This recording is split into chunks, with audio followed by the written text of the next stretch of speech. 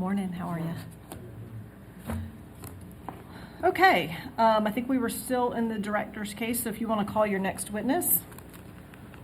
Just for the hearing panel's knowledge, our next two witnesses do relate to the delayed ruling cases that have been admitted. And perhaps I should have said this in my opening statement, but I just want to be clear. The rules of the JQC say that when the hearing panel is making a determination after obviously offenses have been proven or admitted, when you all are making a determination about whether discipline is warranted, there are certain factors that you have to consider. And those factors are the seriousness of the transgression, whether there is a pattern of improper activity, and importantly, the effect of the improper activity on others or the judicial system. And so I just wanted to put that on the record before we called our next two witnesses. Okay, thank you. And just briefly, I know we had made some admissions yesterday morning. I neglected to also put on the record that Judge Williams is admitting to the counts associated with Molly Dennis and the counts 1, 2, and 3, I believe, of the second set of formal charges. Okay, so it doesn't start at 7, 8. It's 1. I think it's counts 1, 2, and 3 of the second Great. Okay. set of charges. Great. And Mr. Banks, same stipulation, not only stipulating to the charges as drawn, but the factual assertions that underlie those charges. Seems like maybe you guys need to update your stipulation and admission to formal charges So this page is at some point.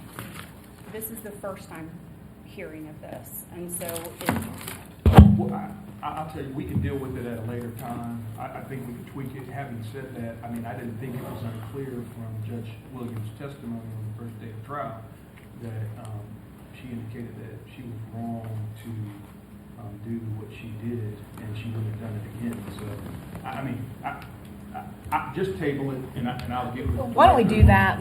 Let's continue on the path we're on, Okay. and let's get through these witnesses that deal with that. Because there was also another, I think, something that you all said she had decided to stipulate to and admit to that was kind of sort of on the record, but not as clearly as I think we need. So we'll put our heads together on all the different stipulations and admissions so that our record is cleaned up, and probably need to put it in writing like you all did the others. So go ahead and call your next witness, if you would, please, ma'am. Director calls Mark Storch.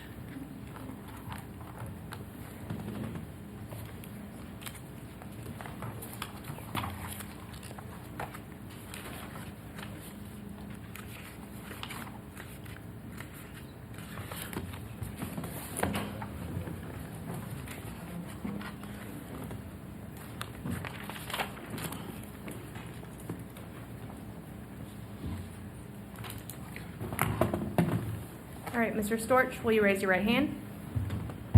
Do you swear or affirm that the testimony you will give in front of this hearing panel will be the truth, the whole truth, and nothing but the truth, so help you God? I do. Okay, you can put your hand down. You can have a seat in that chair. Just make sure you pull up to that microphone so we can hear you good. Okay. Okay, will you state and spell your name for the record? Alan Mark Storch, ALLEN-MARK-STORCH. Okay, and do you typically go by Mark? I go by Mark, yeah. Okay, all right, so I'm going to kind of abbreviate this beginning part. Judge Williams has admitted to the counts involving your case on the delays in case 2016 CV 271079.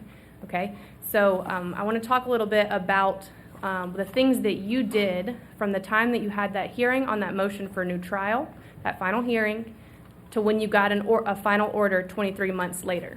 Okay, so were you representing yourself? At the time, yes. Okay. Mhm.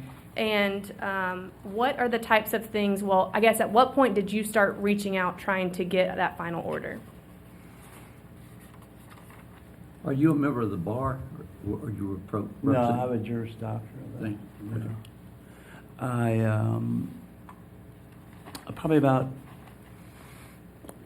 10 to 12 weeks. Okay. All right, and so after that 10 to 12 weeks, how did you begin to reach out? Via email. Okay, and how often were you emailing? Wasn't too frequently at first. I'd wait a week or 10 days, maybe 2 weeks, and then I didn't get any response, so I started emailing more frequently. It was very desperate at the time, for results. Okay, and when you say you would email, who all would you email? Anyone that I had their email address to in Judge Williams' staff, and in addition, I would also email the staff to Judge Edwards, because I wanted them to find out why, what's going on. I mean, Edwards' staff was so responsive. They were great. And this was unusual for me to be completely ignored. Okay, you were emailing Judge Edwards' staff. Is that because she had presided over your case before? Correct. Okay, and so you said you were getting a response from Judge Edwards' staff. Were you getting a response from Judge Williams' staff? No, absolutely not. Okay, and so what else did you do to try and get a response? I made phone calls, continued to email more frequently, and eventually I showed up. Okay, when you would call, were you getting anybody on the phone? No, of course not. Okay, and when you say you showed up, where did you show up? I just showed up in court. I looked at her calendar to see where her court would be in session, and I sat in the galley. Okay, and so how often were you, well, I guess, how long do you think after that final hearing did you first show up to her courtroom? Probably 3 or 4 months. Okay, Yeah, it was pretty soon because of the life situation I was in. I needed a result. I needed some action. okay, and we're going to touch on that in just a second, but Sure. did you ever get any acknowledgement from the judge when you went to her courtroom? I did. Okay, and tell us about the first time she ever acknowledged you. She asked me, she noticed that I was sitting in the back. I don't think there were too many people there.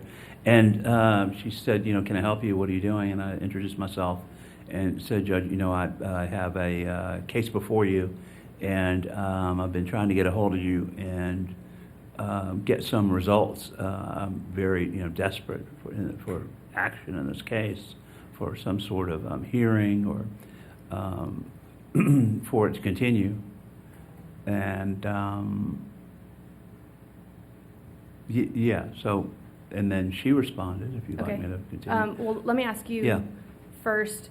So if your hearing was in June of 2021, do you think this was the same calendar year, or was it 2022 by this point? Pretty close to the end of the year, if not the beginning of the next. Okay. All right, so what did Judge Williams say in response to you indicating you needed an order? She said, okay, I hear you. And I think she took her time to look up the case and see what I was talking about. And she said, okay, well, I will have you get in touch with my staff attorney.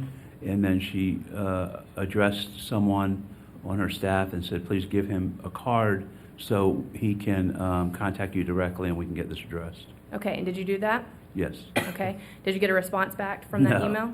No. Okay, so what did you do after that? Same thing, just keep emailing, calls, emailing back to Judge Edwards, the whole shebang again, just more frequently. Okay. And did you ever go back to the courtroom? I did, Okay, how long after that first visit did you go back to the courthouse? probably about 2 months. Okay, did you speak to the judge then? I did. Okay, what did you say to her at that point? Stood up and, I think she addressed me. I don't recall whether when it was a lull and I stood up to address the judge, or if she addressed me first. But she said, I do know who you are, and I know, why you're here, and we're looking into it. And she looked at her screen, looked at some papers or whatever, and I felt at that point reassured. She goes, look, within 10 days you're going to hear something. This has, gone on quite a while. You will hear something within very soon. I think it was the word was the expression she used. Okay, so at that point, did you feel like an order was forthcoming, or is that Yes, what I happened was pretty quickly? I was very happy that there was Okay. going to be some movement. So after that second time that you made contact with her, did you get an order after that? Absolutely not. Okay, so what did you do at that point? I waited and thought, you know, I don't want to be too pushy here, she promised. So I called and made more emails. I was getting on Judge Edwards' staff nerves at this point, I'm sure, because they said, look, there's absolutely nothing we can do. So I stopped emailing them and then just stayed focused on her and her staff and phone calls, and came back up a couple of times, but her court was not in session. Okay. Did you ever come back when court was in session again? I believe one more time, yeah. Okay. Do you have any idea when that last time would have been? Probably spring of 2023. Okay. Yeah. And at that point, did you make contact with the judge? No, it wasn't appropriate at the time, Okay. so I just left. All right. Is there ever a time when you made contact with the judge that she told you this wasn't helping you?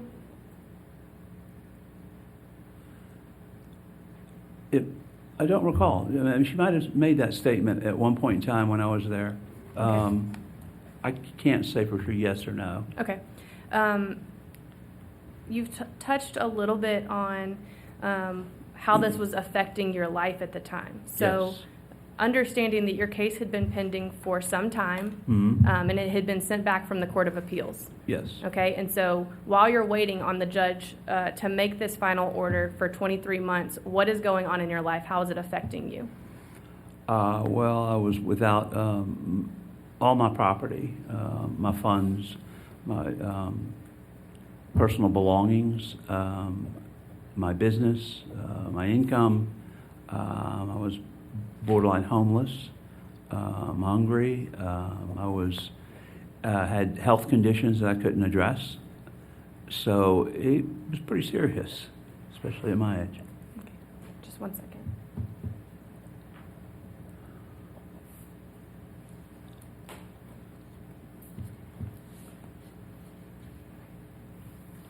So you finally got that order on May 30th of 2023. Yes. And what happened after that? You got that order on your motion for new trial. What happened just after that?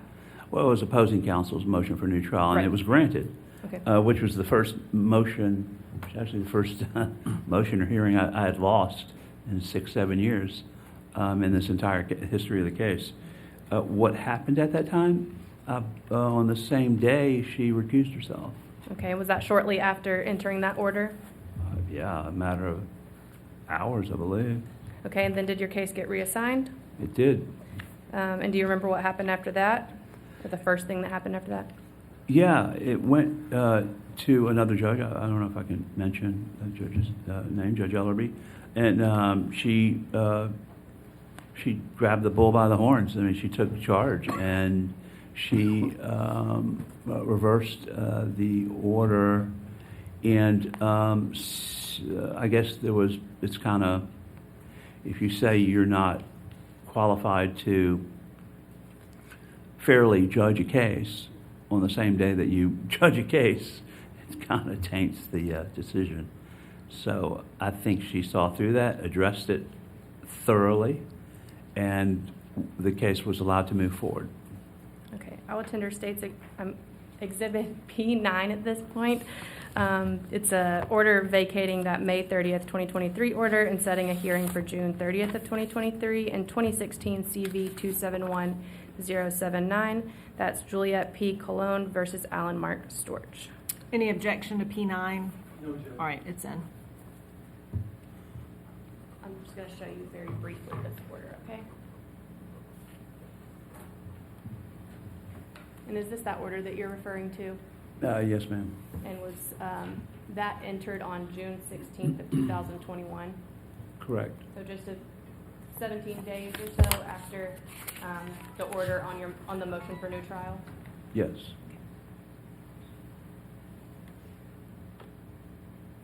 Who's the lawyer on the other side? Greg Golden, Kupferman and Golden. Thank you. One thing I did want to ask you, at any point when you're making contact with the judge's chambers and emailing and going up there, did you ever threaten anyone? No, not in my sense of the word threatening. I did, at the end, I will admit that I said, if nothing is done on this case, and I believe I put it in an email, that I will take every judicial measure, or every remedy that may be available to me judicially, and seek redress. But I also filed a couple of motions in between. I don't know if we skipped over that. The panel has those to look at. Okay. And did you take a measure to file some judicial discipline against her? I Did you did, contact the yeah. JQC? I most certainly did. Okay. I have nothing further at this time. Cross-examination of Mr. Storch.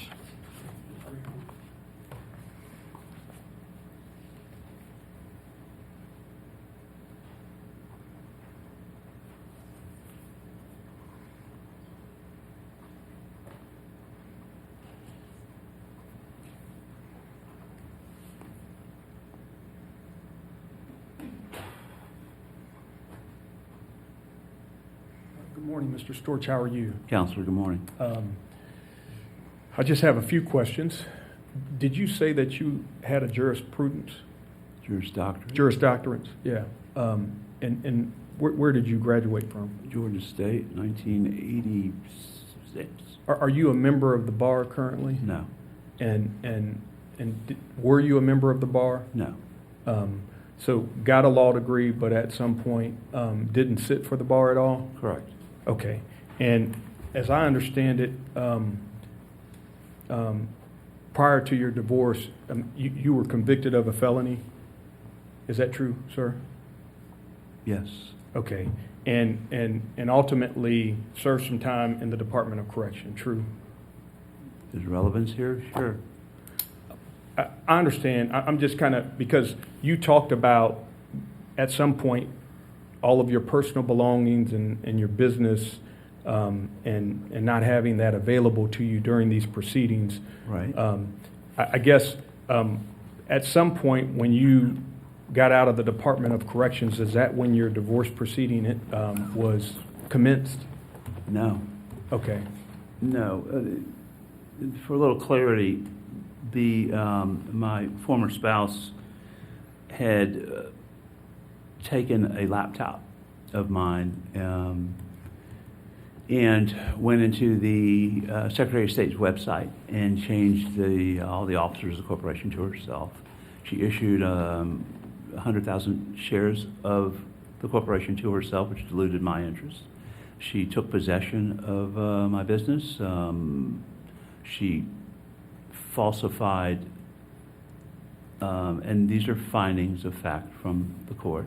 These are all not speculation. It's already all been ruled on. She has forged a couple of power of attorneys and took them to the bank and took control over my life assets, Right. including my personal belongings. So that's the essence of where I was without.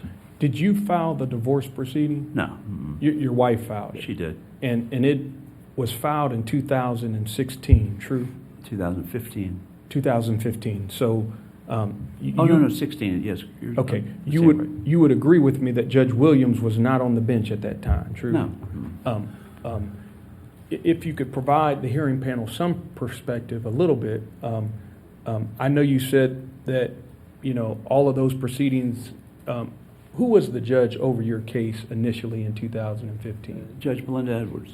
Okay, and she handled the case from 2015 up until January of 2021. Very capably so, yes. Okay, from your perspective, what took so long to resolve that proceeding over that 5 or 6 year period? For the most part, appeals. Okay, This has been appealed 4 times. okay, I've prevailed on each appeal. It's actually gone in front of they actually tried to get a writ of cert from the Supreme Court of Georgia, but that was also denied. But you can't ignore the 2-year gap that was created by Judge Williams from And- that was a significant portion of this entire thing that you speak of. 100%. And one of the reasons why she admitted to the conduct. What happened at your final hearing before Judge Ellerby? The last hearing? Yeah, I mean. On record? Yes. I mean. It was a contempt action that I filed for non-payment. I've received the business back. I've received some assets back. I haven't received the corpus of an owner's equity loan, which is a substantial amount of cash due to me. And the motion for contempt was dismissed because I did not file proper procedure in filing it. Apparently OCGA requires certain very specific elaborations when you file a motion for contempt. I wasn't familiar with that, so I tapped out and I've retained counsel for refiling. Okay. When you, during the time that Judge Williams had your case, you said you were practically homeless. Where were you staying at the time? Friends' basements, garages, Okay. wherever I could. Okay. I was just basically And how were you employed at the time? wasn't employed. Okay. No. All right. All right. Was your conviction, I don't want to get in too far in your business, was your Yes. conviction for a crime of moral turpitude? That depends on how you look at it. Well, you went to law school. I don't consider it, no, because I know. Was it for a theft? No. Was it for lying in court or lying on a document? Invasion of privacy, Okay, well, thanks. for which I was also in a civil court found not guilty on 11 lawsuits that were all dismissed. Well, look, I know on behalf of Judge Williams, I'm sorry for your delay and how this has impacted you. Thank you for your time, sir. Redirect? All right, may we excuse Mr. Storch? Any objection to that, Mr. Banks? Mr. Storch, thank you, you're free to go. Next witness? Director calls Amber Center.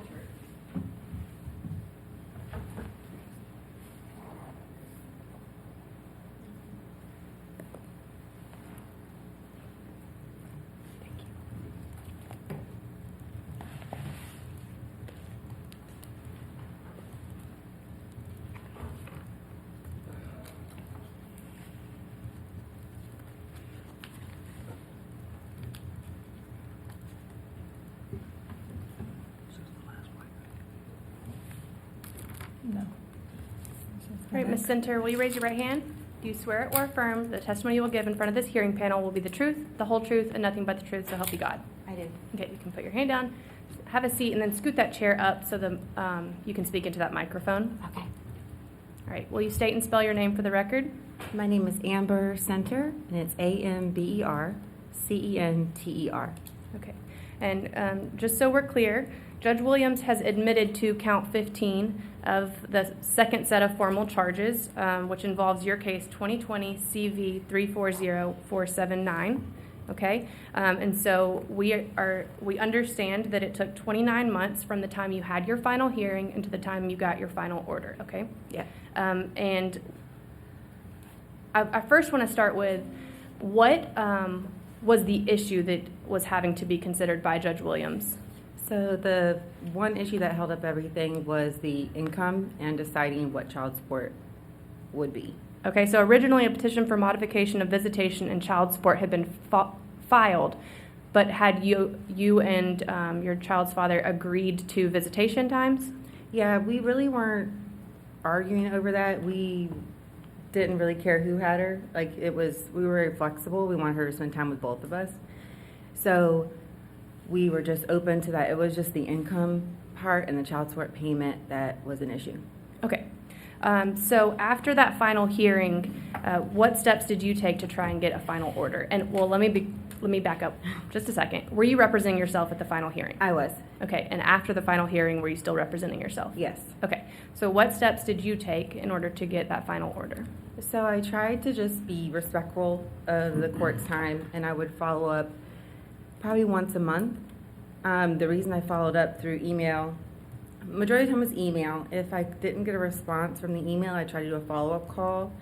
And it was, when I got somebody, it was, we have all these cases, and we'll get to it when you get to it.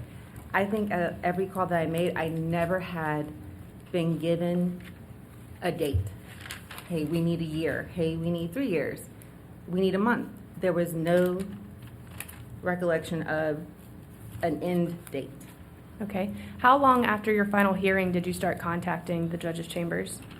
I think she said it was going to take a while for her to figure out the income, and so I'm sure I waited 2 or 3 months before reaching out the first time. Okay. And when you were reaching out, were you always getting a response, or were you just sometimes getting a response? Just sometimes getting a response, but basically the same response was, we'll get to it when we get to it. We have all these cases. It's COVID. Like, we have all these issues going on, and I just felt like mine didn't matter. Okay. Just to be clear, your final hearing was in October of 2021. Is that correct? Yes. Okay. Sorry. And there's some tissues right there. I'm okay. Okay. When you, how often do you think you were calling up there? Probably once a month. Okay. And Maybe did you, I'm sorry. Sorry, once or twice probably. Like, if I couldn't get a hold of somebody, I left a message, and then I'd follow up like a week later. Okay. And did you do that for the entire 29 months that you were waiting on that order? Yes. At any point, did you speak with the judge herself? Yes. Okay. Can you tell us about that? Sorry. It was probably towards the end when I was just lost. I was like, why is this keep going on? So I called, and I spoke with someone in her court, and I lost my composure, and I cussed at the lady on the phone. I was wrong for doing that, and it was just because I was so frustrated that this whole thing had taken so long. And she was like, you can't talk to me like that, and she hung up the phone, which I totally understand. Do you remember what you said? Yeah. Can you tell us what you said? I was like, I guess I'll have to wait till my daughter's FN 18 to figure out what child support is. And so I know that was wrong, but I was frustrated. I felt like my voice wasn't being heard. I was trying to follow the processes and respect people's time, but almost 3 years, that's too long. And then, I'm sorry.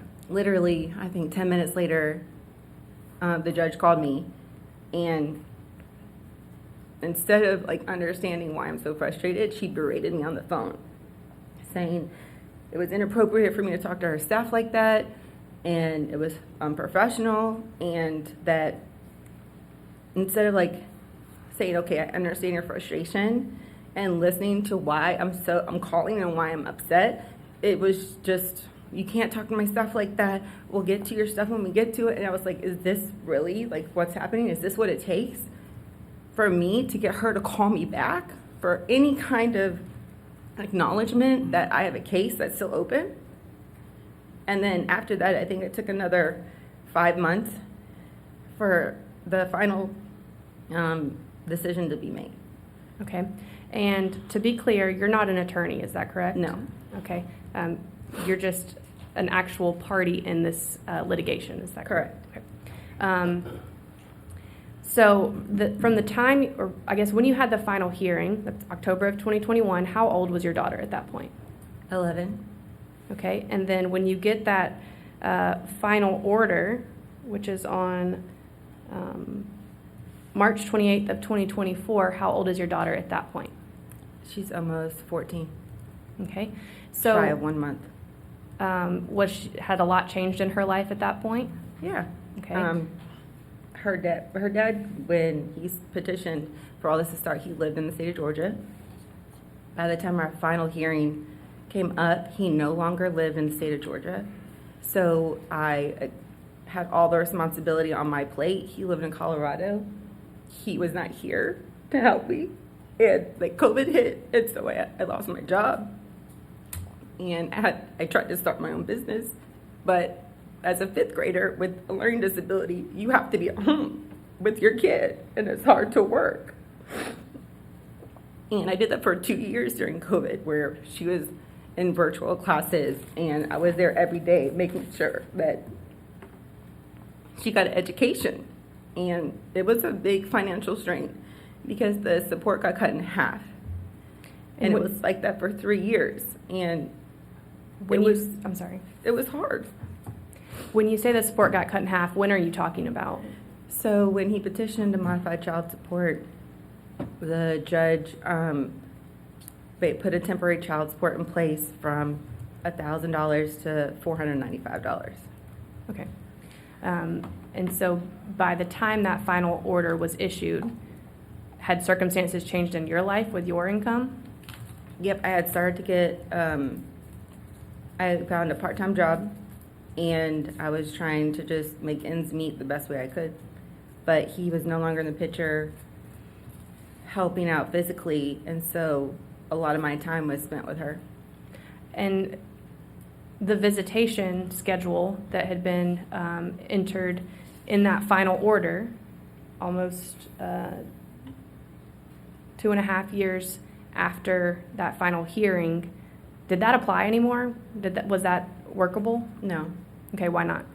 So when the temporary child support got put in place, he had already left the state of Georgia, and I had let the judge know that he was no longer here, and that things had changed. And so it was just a struggle. You know, when you have kids that get older and their expenses become larger, and I was stuck with everything. I was even stuck with her health insurance.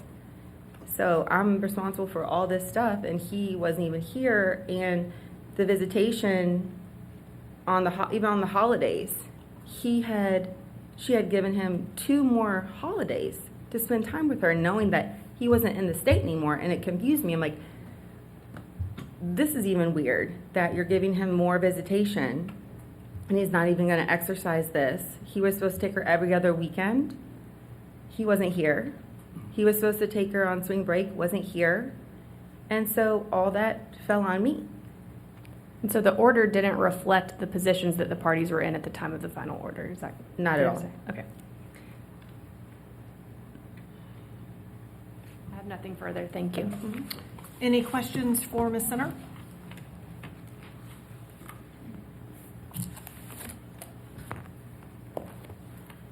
Ms. Center, thank you for your time. On behalf of Judge Williams, I apologize how this is.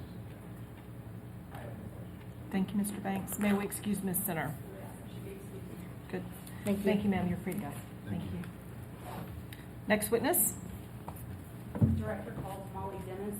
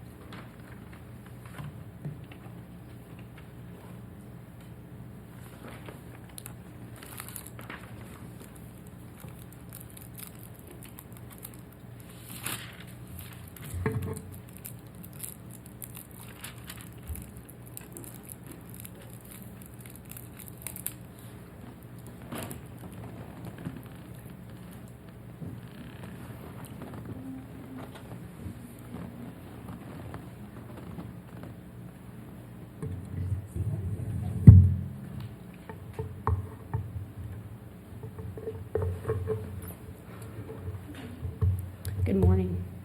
Good morning. Will you please raise your right hand for me? Do you swear or affirm the testimony you will give in the matter pending before the hearing panel of the Judicial Qualifications Commission will be the truth, the whole truth, and nothing but the truth to help you God? Yes. All right. I'm sorry for my voice. You can put your hand down. Okay.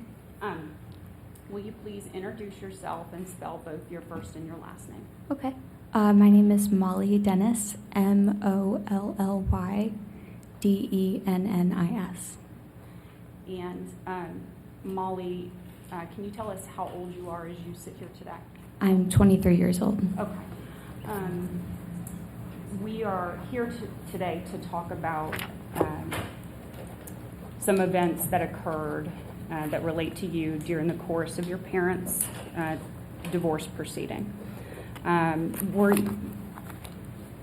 Were you at the time, Molly, during your parents' divorce proceeding, in particular the final hearing that occurred, were you living here in the state of Georgia? No, ma'am, I was not. Okay, where were you living? I was living in Fairhope, Alabama. Okay, when did you move to Fairhope, Alabama? Well, first we moved to my grandmother's house. After we sold our house in Georgia, we moved in with her in Spanish Fort, Alabama for, I think, like 3-4 months, something like that. And then we moved into our house in Fairhope, Alabama in around October. Okay. And when you say we moved, who is we? Me and my mom. Okay. Molly, how long or about how long were your parents married? They got married right before I was born, so July of 2001. Okay. So I think that's roughly 20 years. Do you have a sibling? I do, yes. What's his name? Mason Dennis. Mason Dennis, you said? Mhm. Okay. Are you older than Mason or younger than Mason? I'm older than Mason by 15 months. Okay. How would you characterize your parents' divorce proceedings? And I'm talking about from your perspective. I would say pretty chaotic leading up to the trial. There was a lot of things filed and then retracted, and it was just a really big mess. And when we finally got to the first, what was supposed to be the first trial, it just ended up being the 2 attorneys with Judge Williams in her chambers for the whole time, and we didn't actually have a trial that day. And then that was September 11th, and then in October is when we had the second, like the real trial, and I was sequestered at the beginning, so I didn't see the first part or my mom's testimony or anything like that. But when it was Right, let me sorry. stop you right No, there. you're I'm good. sorry. Leading up to your parents' divorce proceeding, just generally, what was the nature of your relationship with your father? Tense is a light way to put it. We weren't really speaking anymore.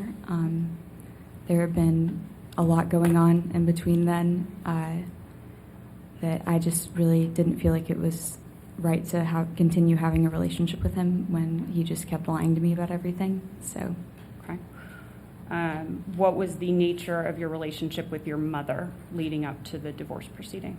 it was really good. We had been living together. We had to rough it for a while there, so we were way closer than I think we had ever been before. Our house, when we first moved in, we didn't have Wi-Fi or internet or anything in it, and I'm pretty sure it was our plumbing wasn't set up either, so it was a little wild that we were roughing it, so we were really close at that point. Okay. No Wi-Fi meant y'all had to spend a lot more time together talking, Yes, interacting. a lot more. Okay.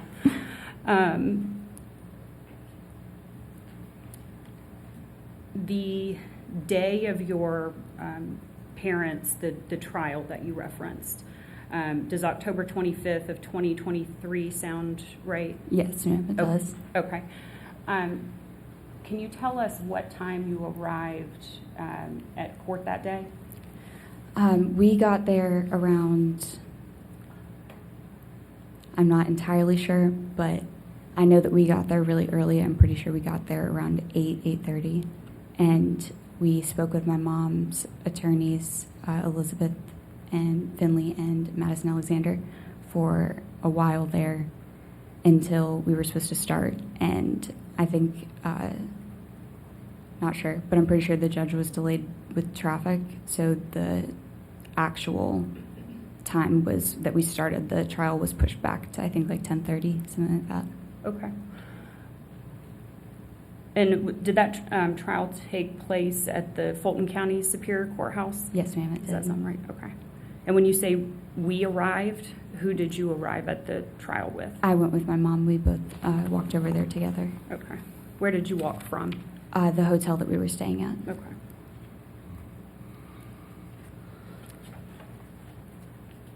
Oh, I'm mistaken. We drove from the hotel that we were staying at to Atlanta, parked there, and then walked from the parking deck to the court. Okay. So you said the trial, you think it started maybe around 10:30. Were you a witness during the course of the trial? I was, yes, ma'am. Okay.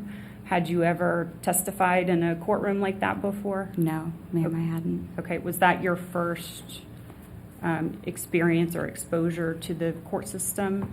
Yes, that was my first definite in-person exposure to the court system, yes. Okay. Okay.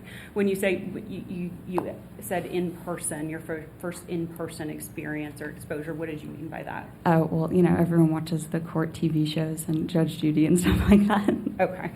But you had never experienced no. court or anything like that? Okay. Who was in what order were you called to testify? I was after my mom, Okay. after her testimony. Okay. And your mom testified first? Yes, ma'am, Okay. she did. Where were you during your mom's testimony? I was sequestered in a side room. I think if you were facing the courtroom, I was in a room on the left side. Okay. Who all was present in the courtroom when you went in to give your testimony? When I went in to give my testimony, the only people present were my parents' attorneys, my parents, the court reporter, Judge Williams, the deputy, and then in the actual pew area was my dad's girlfriend. Bless you. Had your mom's lawyers spoken to you or prepared you for what direct examination and cross-examination might be like? Yes, they did. Actually, when we thought we were going to trial the first time, we went to their office, so I guess that would have been September 10th, the day before, and we spoke with them at great length, and they prepared me and my mother completely for what questions they would ask, and they said that they obviously couldn't predict the future, couldn't see what my dad's attorney was going to ask, but they knew the general questions that he would probably be asking based off of the evidence that they had submitted. Okay. What was your thought about how cross-examination, so the questioning of you by your dad's lawyer, what was your thought about how that might go? Going into it, I thought that it was going to be where at first Elizabeth or Madison would ask me questions, and then after they were done, then my dad's attorney would have the chance to cross-examine me, and I thought that he was going to be asking me questions, and then I would have to directly answer them. I thought that was how that was going to go. Okay. Was there any, what were your feelings about having to testify or testifying? Oh, I was very nervous. I had never done anything like that before, and I know that it feels almost designed to make you a little bit nervous, you don't really know anything going into it for the most part, and it's a different environment. And for me at least, it was something I had never done before, so I was really nervous. I'm a bit of a perfectionist too, so it makes me nervous when I don't know everything that's going to happen. During the time that you took the witness stand and your mom's lawyers were asking you questions, how would you describe that? Well, at first I felt pretty confident because they had already prepared me and it sent me the list of questions that they were planning to ask me, and I was really prepared for that. I wasn't really prepared. I didn't know that the judge was going to be talking to me directly. I didn't know that that was something that happened in family court. They hadn't mentioned it. They said that she might ask me a question or two. I didn't know that it was going to be a conversation. Okay. And how often did that happen where the judge was asking you questions during your testimony? Pretty often. It happened during Miss Finley asking me questions, and then it happened it happened multiple times when she was asking me questions, and she asked for clarification. She asked why certain things were being asked. She interrupted Miss Finley a lot. And then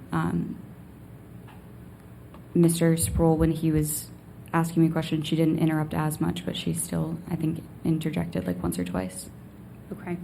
I want to go over from the hearing transcript some instances of when Judge Williams started to ask questions, either of you or the lawyers, and I want you to tell the panel about what you were thinking or how you were feeling during that time, okay?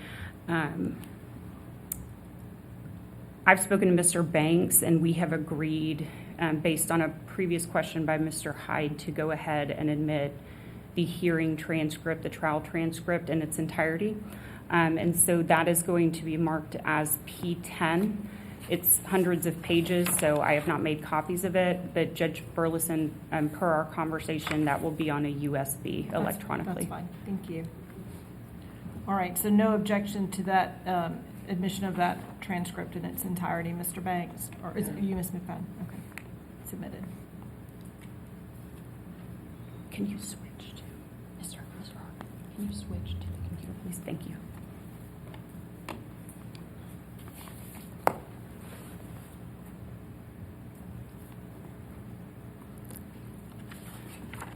All right. Molly, I want to direct your attention to Exhibit P10, and this is the final hearing transcript or the hearing from your parents' trial. And specifically, this is page 105. And can you tell us, starting at line 20, right there, I think it'll be better if I highlight it here, line 20. Yeah. When the court is asking Ms. Finley, okay, question, did Molly ever call him back? What was that in reference to? That was in reference to my father had been sending me emails about school, and that he was basically saying that I wasn't going, that I wasn't trying to go back to school or anything like that after we had moved down to Alabama. And the Judge Williams was trying to ask if I had ever reached out to him, because in multiple of his emails he had said that if I didn't reach back out to him or call him back or continue contacting with him, then he was going to pull me from my semester. Okay, and did that eventually happen? It did, yes. Okay. So I want to direct your attention to, we're right there at the bottom of page 105, starting at line 25. And then we're going to move to page 106. I'm going to read this to you. Okay. The court, so let me ask you this. If the IRS contacts me and says, call me or you are going to be fined or incarcerated, if I never call, doesn't the IRS have the authority to fine or incarcerate me? When Judge Williams said that in the context of you not responding to your father's emails about schooling, what were you thinking? I started to get really anxious. It felt, to make a very long story short, the whole reason why I wasn't able to go back to school and go to my classes is because my father refused to use the money from the college account to pay for my sorority, where I had already signed all of the paperwork to renew my housing there. And if you don't actually pay them, then you're not able to get in the building. And I couldn't move in, I couldn't do anything until that was paid. He knew that, and I know later it says that I told him in my responding email, I said that you're doing this for court. You're going to try to admit these emails and say that this is all my fault, but you know the truth. You know that you won't pay it, and that's why I can't go. And I was stressed when she mentioned the IRS. It felt like a very different situation because, I wasn't getting incarcerated. I was getting, he was calling to try to force me to continue contacting him, and he wanted me to say things about my mom that weren't true, and I wasn't willing to do that, and so this is how that ended. Okay.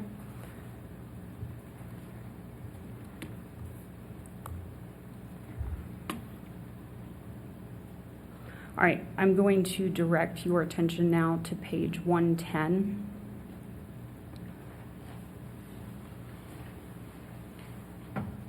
So, starting at line 1 there, Molly, the court begins with, but how is this conduct of the parties during marriage? Because what this is during the course of the divorce, the children are getting caught in the center of it. What this is Molly not responding because she's team mom and she can be team whoever she wants to be. However, this is not conduct during the marriage. This is Molly as team mom because whatever she has learned about what happened during their parents' marriage. And so from August 24th, when he's emailing to talk to Molly about school, and Molly has decided not to respond because she's team mom and she's not dealing with her dad, or she feels like whatever she feels, this is not conduct during the marriage. Were you sitting on the witness stand Yes, ma'am, I as was. all these statements are being made? Okay, what were you thinking at that point?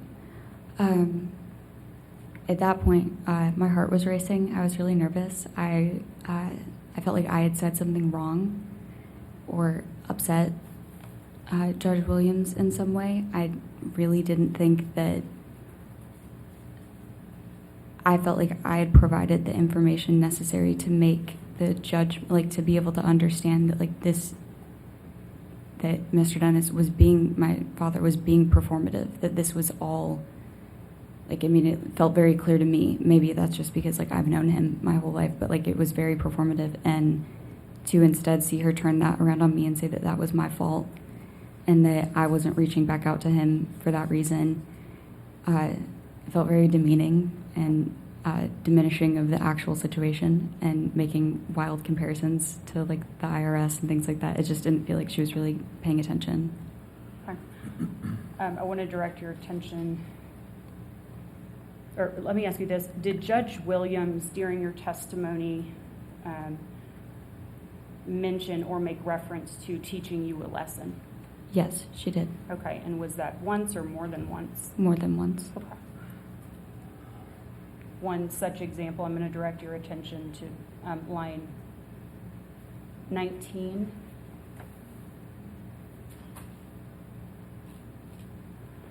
At page 110, and I'm sure that the lesson that we should be teaching Molly is that she can't just ignore certainly emails, etc., from people who are footing bills, correct? Certainly Ms. Dennis can't just ignore emails from you about your bill, right? She's talking to your mom's lawyer at the time, okay? You're still just sitting there on the witness stand during this, Yes, ma'am. okay?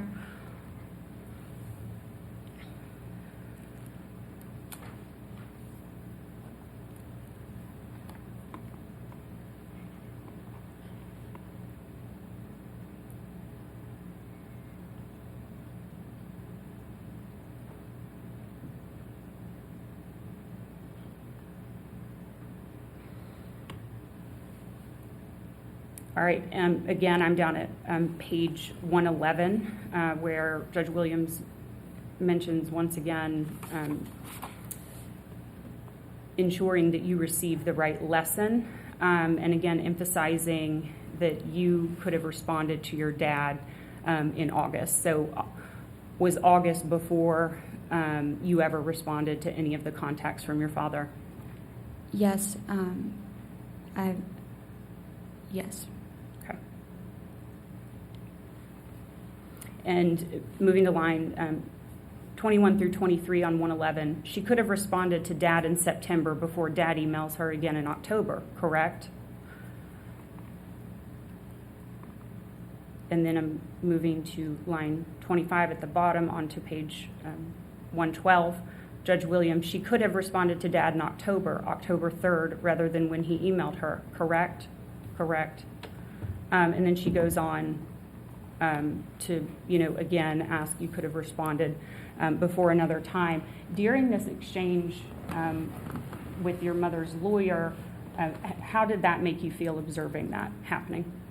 Oh, I was so stressed out and anxious. I felt like that wasn't at all how I thought it was supposed to go. I thought that, that they just listened to what, at least from my perspective, I thought that judges were supposed to listen to both sides, and I felt like grilling Miss Finley about my testimony and what I was saying was at least for me, because I had never experienced that before, it was very stressful. I felt like it just kind of felt like back with my dad, like it's just everything's being turned back to be my fault again.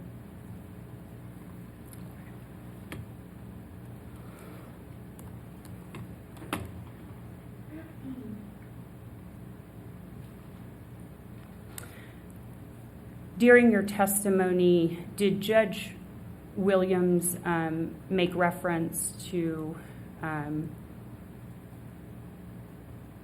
things personal to her, such as we're about to talk about her referencing her mom being an accountant, or the fact that she taught in some capacity in what she would tell her students? Did she Yes. make those references to you? Multiple times, yes. Okay. Right here on page 118, Judge Williams' comments to you. Let me tell you something. My mother is an accountant. I know the tax code really well. My stepfather is a CPA. I know the tax code really well. But I also know I worked during the course of my mother, and you still have to file taxes if you choose to, right? Let me say that. Let me say it this way, because we're supposed to file taxes. Just because somebody claimed you as a dependent doesn't mean you can't file taxes on income that you made unless you're exempt. The witness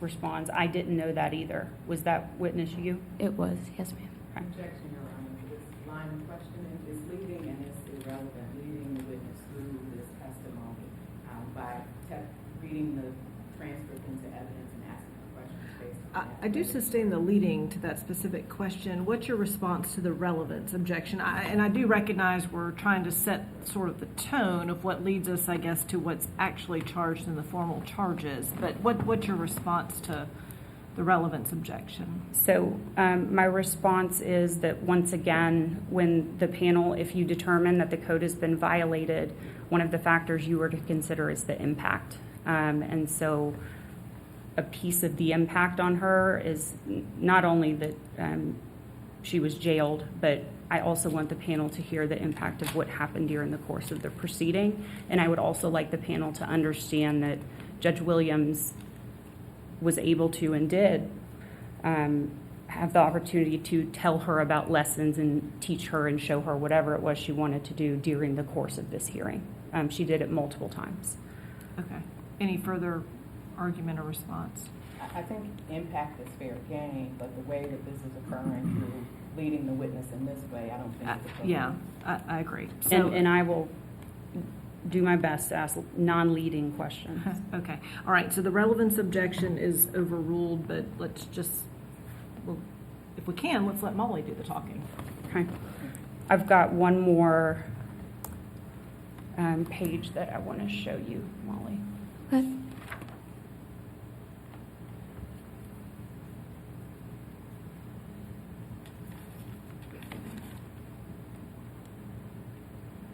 All right, and I'm on page 151, lines 2 to 3. Won't read it to you, but you can see those lines. That line of questioning there to you, what did you understand that to be about? Like, what was your understanding about what was going on there? So at this point, the judge had asked me before about if, like, what I knew about my mom's criminal case that was pending, and when I told her that I knew everything about it, I had read every document that had come through, and same with her divorce. I read everything. My mom doesn't have passwords on any of her devices, and I'm nosy, and I want to know what's going to happen. I know that probably stems from the multiple times that I caught my dad cheating myself and had to tell my mom, but I don't like to be unprepared in any situation. So to the best of my recollection, I had inferred to the judge that was aware of what was going on with the divorce and what was going on with her criminal case, and the judge just continued to tell me that it basically wasn't my business and that I didn't really know everything that I said that I knew. Okay.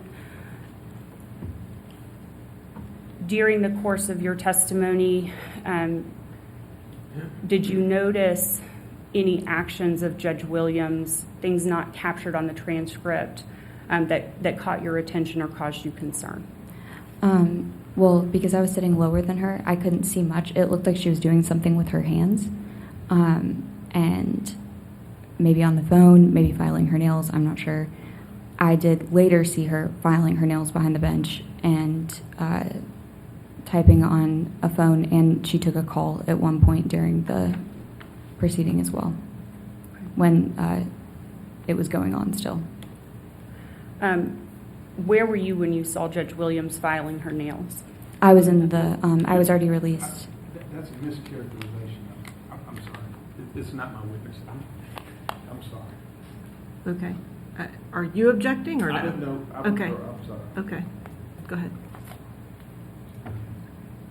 Where were you? Oh, I was in the, do you call them pews or rows?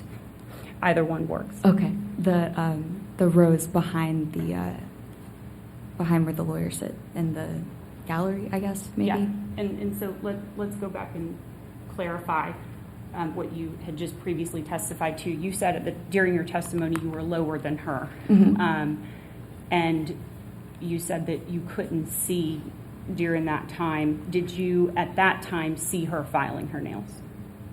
No, I saw her doing something with her hands, but I wasn't able to see her actual hands. Okay, but you said it. You did see her filing her nails at some point. I did later when, Okay. Yeah. And when was that? That was after I had finished my testimony. Okay. Did you decide after you were done to stay and hear the closing arguments?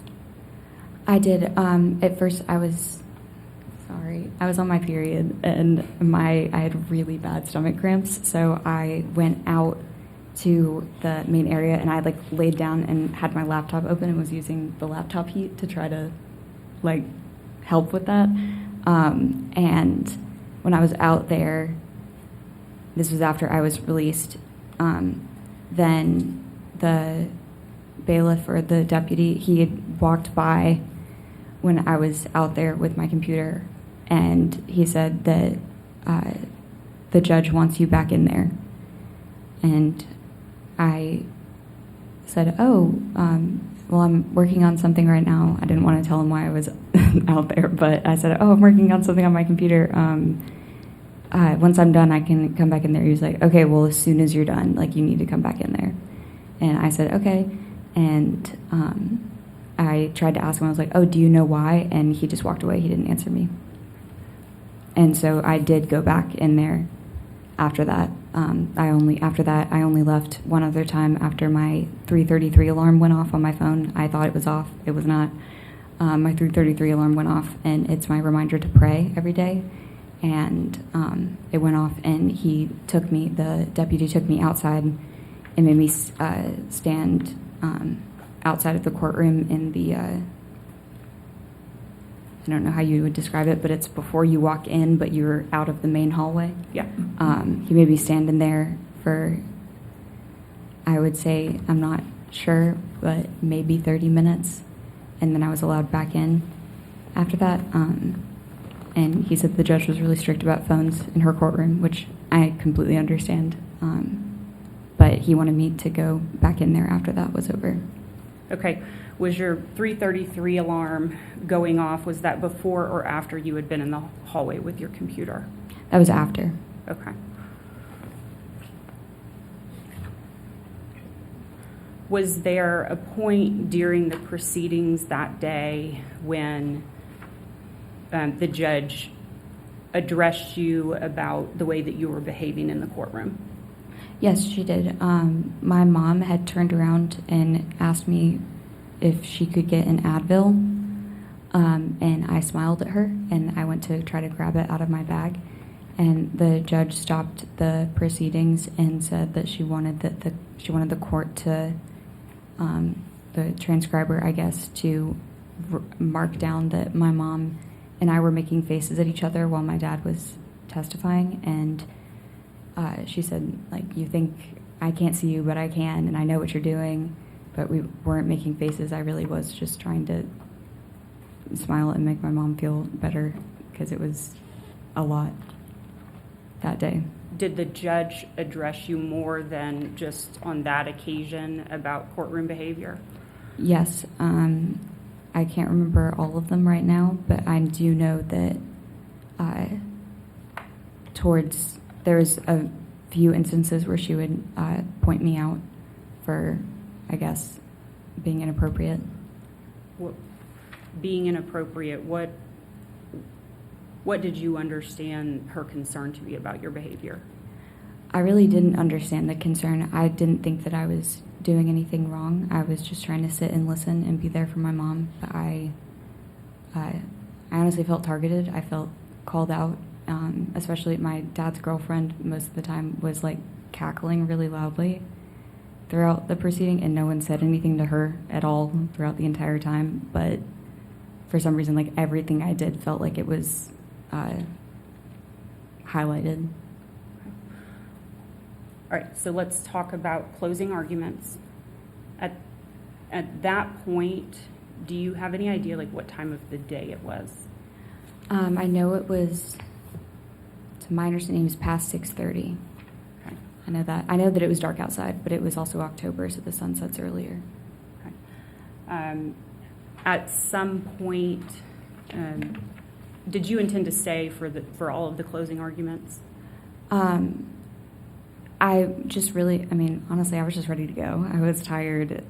We had been there almost 12 hours at that point, I guess, since we got there at 8, and it was past 6:30. I don't know exactly what time it was, but it was getting close to 12 hours, and I really just wanted to go back to the hotel, go to sleep, and then drive home the next day.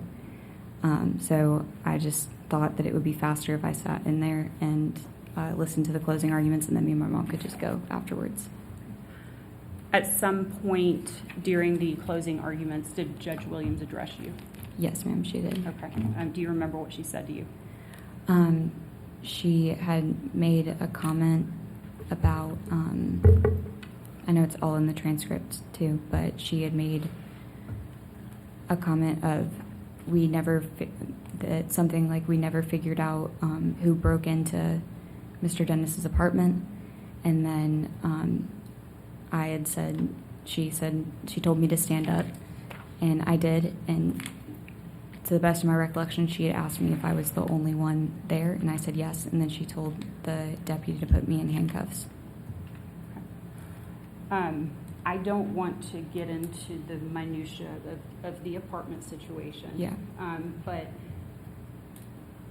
was there an allegation that you had gone into your father's apartment and taken things or broken things? Yes, he had alleged that I had done those things, yes. Okay. And so that is something that came up during your testimony? It did. His attorney brought it up and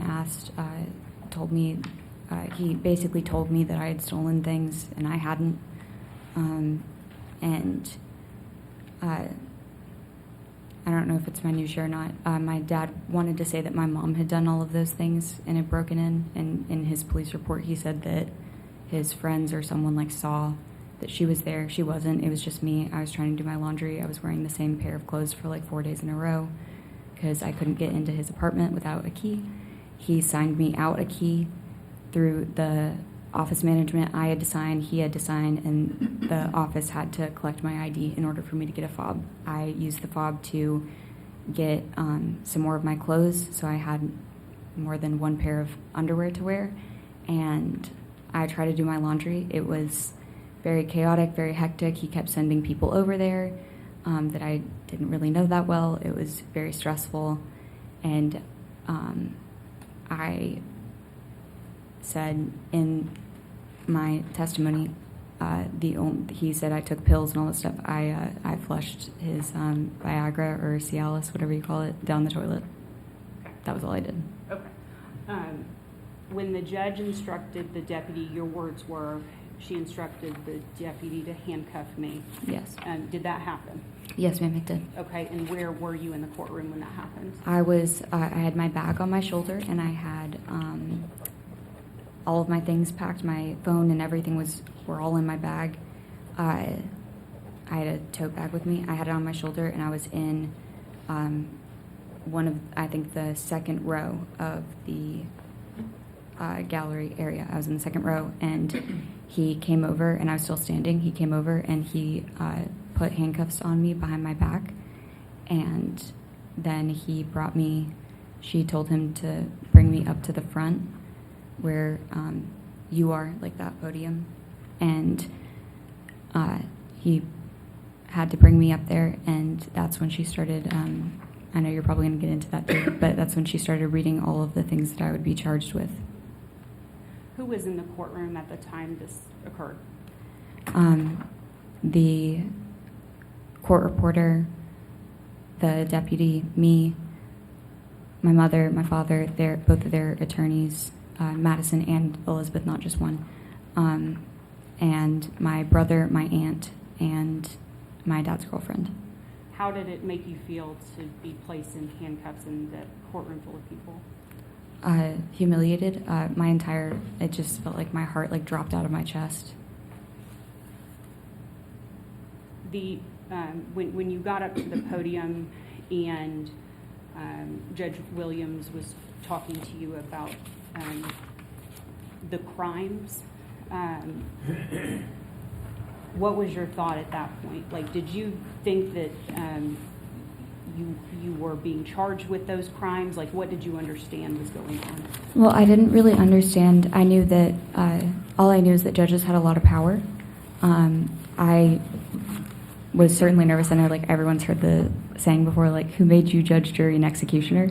And so I thought that those are all, like, separate things. Like, you couldn't be all three, but it felt like she was acting as all three, and I thought that she was allowed to do that. Molly, can I ask you a question? Yeah, of course.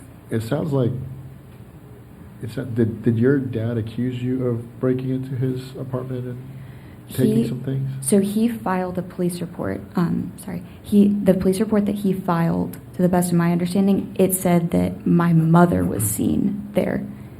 In actuality, I went because, once again, I had been wearing the same pairs of clothes. He wouldn't let me into his apartment. He kept saying that someone had to go with me. I asked my brother. My brother had the key to the apartment. I called my brother, and he said, no, Dad made me give it to him a few months ago. And at the end-all, be-all of all this, when I had talked to him after that had happened, he told me that his girlfriend was the one who actually had the key. But he was trying to keep that information from me. That's why he had, like, his friends. He tried to have his brother come. And when I was in the apartment, one of his friends came and tore the apartment apart. I was standing there, I was trying to do my laundry, and his friend tore the apartment apart, screaming, "Where's your mom? Where is she hiding? I know you brought her here." My mom was back at the hotel that we were staying at.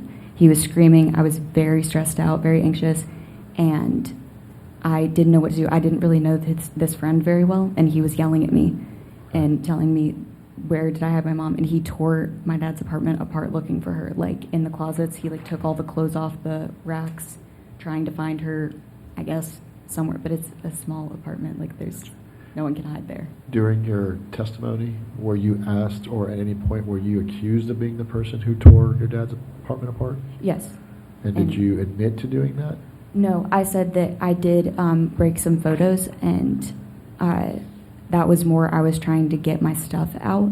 And, you know, like when you have like big bags that you're carrying and someone has like photos all over the place. There was like over 30 framed photos of him and his girlfriend.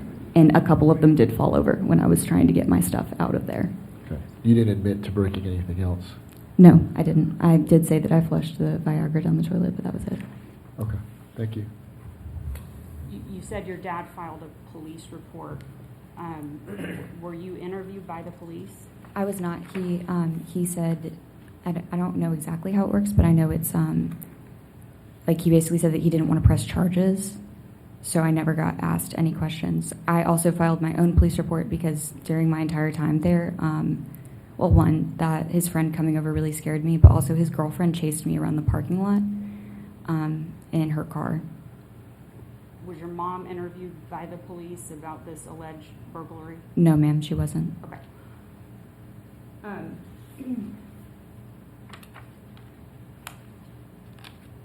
At some point, were you taken from the courtroom to another location? Yes, ma'am, I was. After she read the charges, she told the deputy to show her what the inside of the cell looks like. So it would be kind of like this courtroom, but there's like a kind of like a panel door. Like you don't know it's there until like they open it. And it's like a panel, and he opened it and brought me through there, still in the handcuffs, and then in the middle of like this like hallway, it was like gray, like stark, like concrete looking kind of hallway. On the opposite end was a door, I believe, to the other courtroom. That's what it looked like.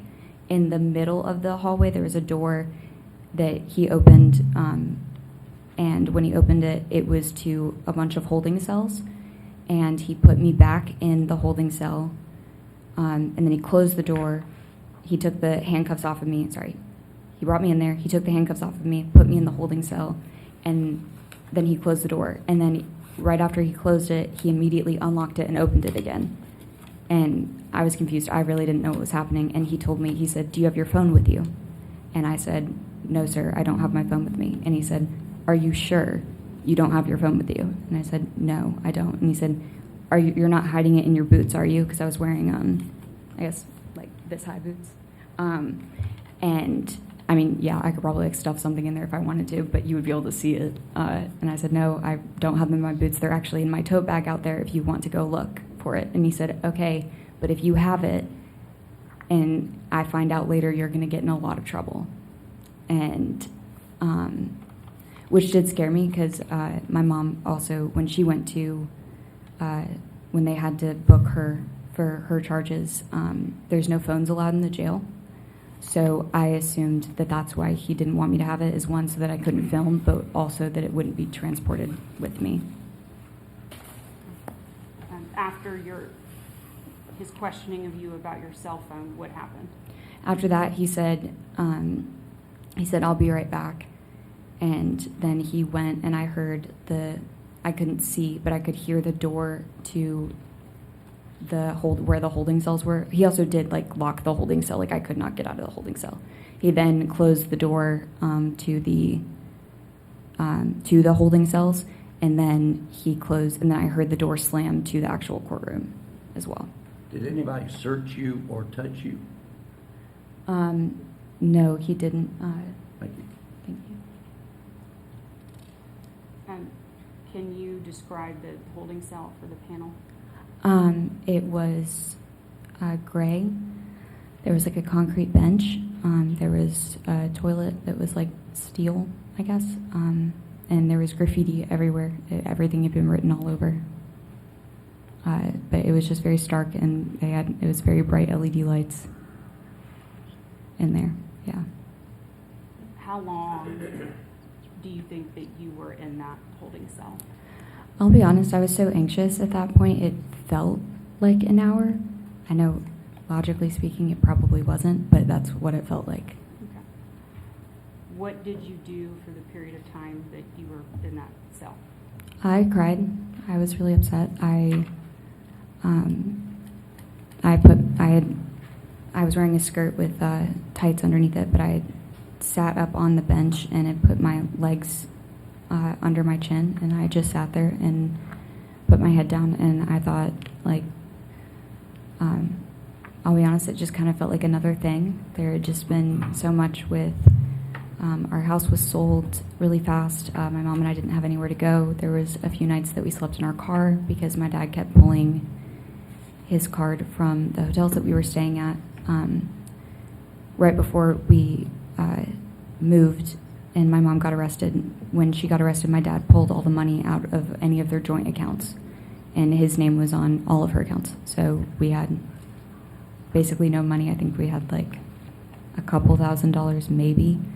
I had the money that I had worked for over the summer when I made $12 an hour working for a doctor, but we didn't have any money, and he kept pulling the card from the hotel, so we stayed in my car a few nights together.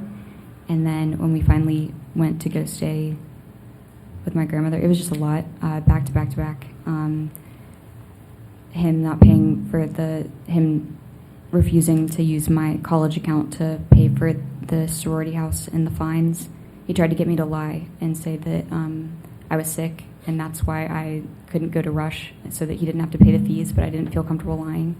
So it's fair to say that you had been through a whole lot. Yeah, it had been a lot, back to back to back, a lot of grief. I was really depressed already before this happened, but I had gotten back on my medicine and I was doing a lot better going to this, and I honestly felt very confident going in. I felt nervous, of course, but I felt like I really could testify to the best of my abilities to try to help my mom and be able to make it clear the kind of person that my dad was. And I felt like I wasn't believed again. And I know I told you this, but my previous only other experience with law enforcement had been more corrupt dealings, and so it just felt like this was another thing that was allowed to happen, and no one could stop it. Did you know what was going to happen next? Did you know whether you were going to go back into the courtroom? Absolutely not. No one told me anything. I thought that, I honestly thought that I was going to get taken to Rice Street and booked. At some point, did that same deputy come back to get you? He did. It felt like a while at that point, and I had stopped crying, and he came back in, and I heard the doors open, and I thought that he was going to take me to jail. I thought that's what he was doing, but I came back out, and he opened the door, and to the best of my recollection, he put the cuffs back on me in front of me this time, and I could actually see them. And I remember thinking the ridges in them, I thought that was an odd design, and that obviously they don't look how they do on TV, but yeah. And so he put me back in the handcuffs. He took me out of the holding cell, put me back in the handcuffs, took me back out to the courtroom, and I had to stand. I was standing over closer to the side, or I guess this is where I would have come out of, and I was standing closer to the side, and Judge Williams addressed me again. In that time, the panel has the transcript, so Yeah. I'm not going to have you go all the way back through it, but at some point, were you taken out of the handcuffs?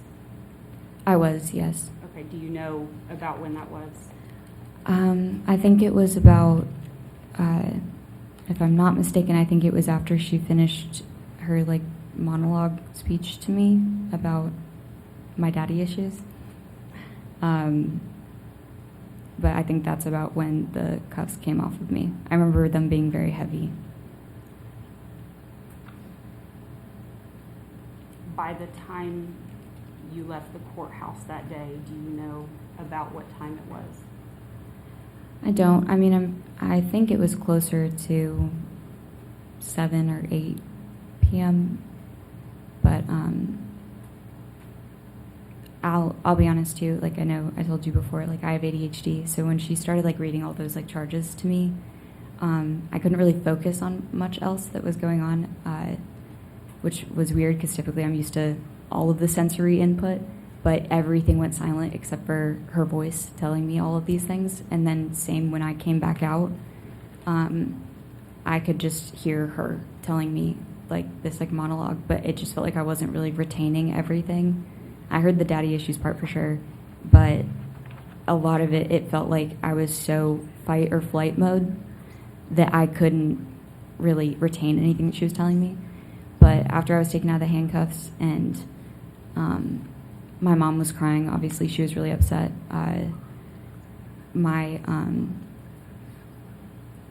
When Miss Finley and Madison were both shaking, I could see them. They were very nervous, and I had just watched the judge belittle both of them throughout the entire thing. I know it's in the transcript too, but there was parts where this was actually when she was filing her nails. I remember it now. She was filing her nails, and Madison had proved to the court that my father had perjured himself, not once, but twice already on the stand. And when she brought that to the court's attention, Miss Williams immediately said, she said that had nothing to do with, she asked, what's the relevance of this? And when Madison tried to explain to her, she wouldn't listen, and she kept filing her nails. And she said, I think that's when she said, I know y'all think that I can't listen or that I'm not paying attention, but I do.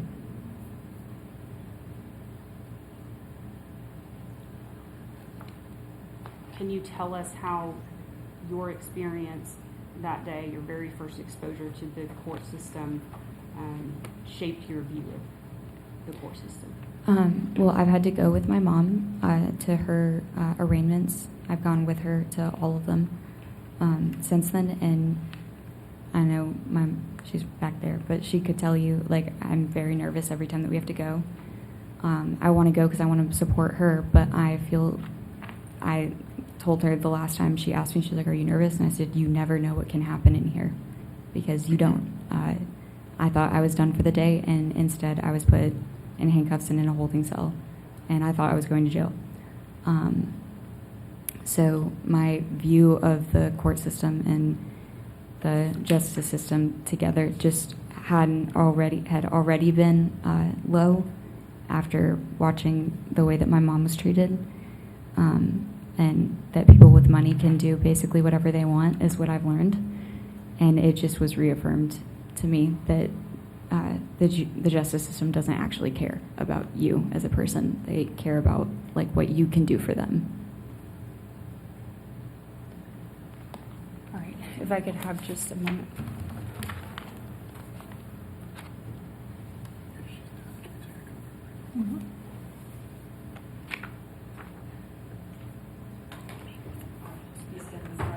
That's all I have at this time.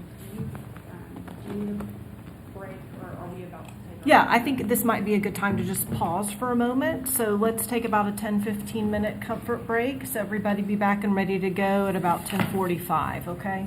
And Molly, you can feel free to step down as well if you want to, okay? Thank you.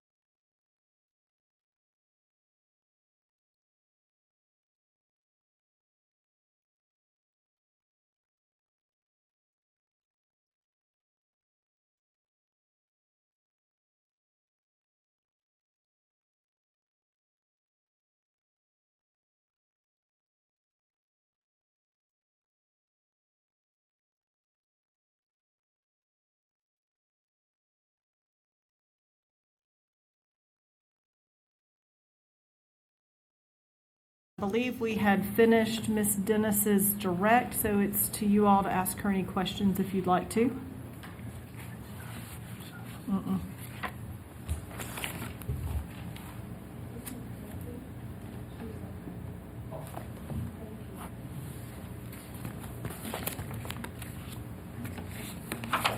Yes.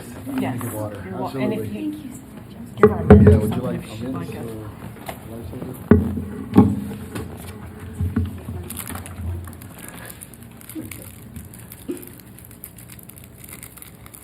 Thank you.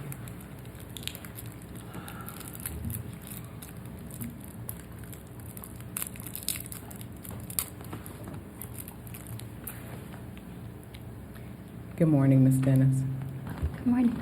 My name is Jamala McFadden. Okay. I have some questions for you about your testimony, Okay. and we haven't met before now, No, right? ma'am, we haven't. So you said during your testimony that you like to know what's going on and you're nosy, A not little nosy bit. in a bad way, but you like to know things. Is Yes, that right? ma'am. Have you been watching any part of this proceedings online? No, ma'am. Not at all? Not at all. I didn't know that it was online. Okay. Has your mom watched online? No, ma'am, she hasn't. You mentioned earlier that your mother is in the courtroom. Is she sitting well, Oh, well, she just walked out. But Okay. yes, she was right there. she was sitting directly across from you during your testimony Yes, today? ma'am, she was. Okay. Who do you live with now? I live with my mom. Just your mom? Just my mom. Had you heard anything about these proceedings? About Any which, testimony in this case? as in, like, the JQC hearing? Yes. No, ma'am, I hadn't. So you didn't see, because you didn't see the hearing, you didn't see Judge Williams' testimony. No, And ma'am. part of what Judge Williams said in her testimony was that she apologized for the impact that that she caused to you in sending you to the cell. Did you know that? I did not, no. Does it matter to you that Judge Williams apologized? Yeah, I am glad that she apologized and came around on that, for sure. I mean, I feel as Christians, it's our job to forgive and to try to live like that. And I know she brought up Bible verses, so she's a believer too. So, yeah, I think that we all should. If everyone was like that, the world would be a much better place for sure. And you mentioned you're a believer. Yes, ma'am. And that came up during the court hearing too. Yes, ma'am, Right. it did. You talked about going to church during Mhm. the hearing. You have to say yes or no Oh, so sorry. the court reporter can. Yes, hear you. ma'am. Okay. Are you in school, Ms. Dennis? No, I'm working. Did you finish college? No, ma'am, I didn't. Okay. How long did you go to college? How much college do you have? I have 2 years, and actually, yeah, just 2 years. The semester was dropped. When did you stop going to college? I stopped going to college when I was unable to attend, so that would have been going into what would have been my junior year of college. 2023, 2022? If I'm not mistaken, I think it was 2022, the fall of 2022. And you said you're working now. What do you do for work? I'm a medical assistant. I work at a doctor's office. I give injections. I don't draw blood anymore. I used to. At my old office, we have a person who does it for us now. But yeah, I take care of patients every day. Have you thought about going back to school? I would love to go back to school, of course. Yeah, I want to be a physician's assistant. At some point, were you a straight A student? Yes, ma'am. I was all the way until that semester that I was pulled out of. In high school, were you a straight A student? Yes, ma'am. I graduated with a 4.0.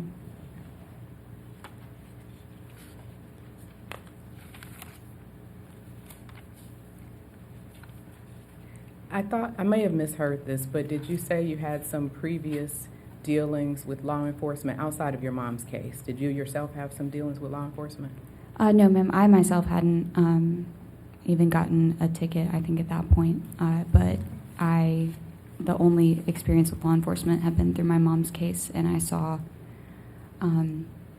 things on her her original arrest warrant, were things that were provably false. And like she wasn't even in the state. So yeah, it was, and seeing how the entire justice system kind of reacts to things like that. They're unable. Everyone just said, "Oh, there's nothing we can do." A judge has already signed it. Everything's retroactive.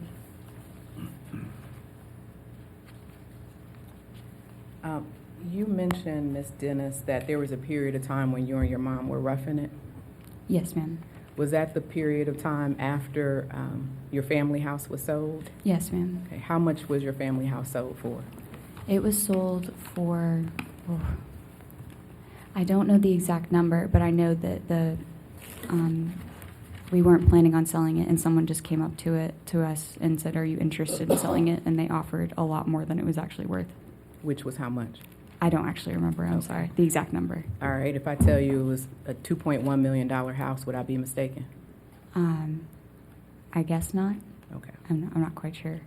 And your mom got some money from the proceeds of the sale of the house? Yes, ma'am. She got half, and she then bought the house that we live in now with it, because if you don't buy something worth 50 to 75%, you get capital gains.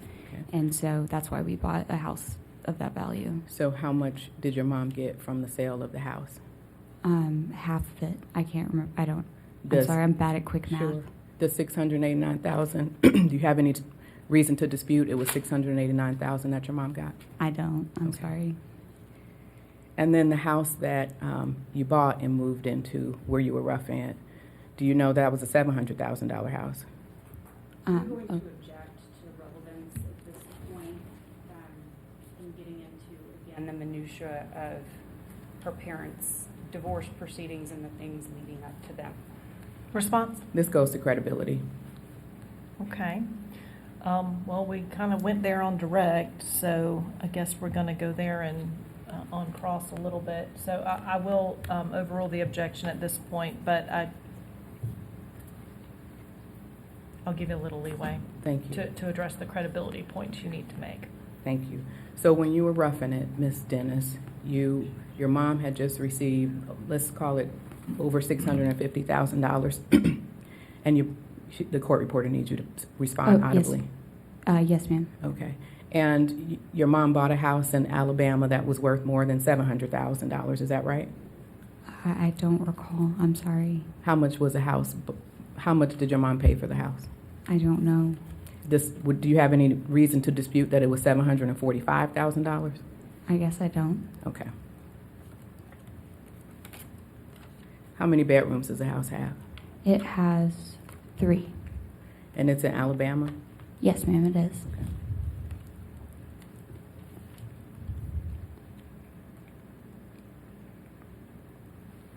The house that your family lived in Georgia, that was in Alpharetta, Milton, I think. Milton? Yes, ma'am.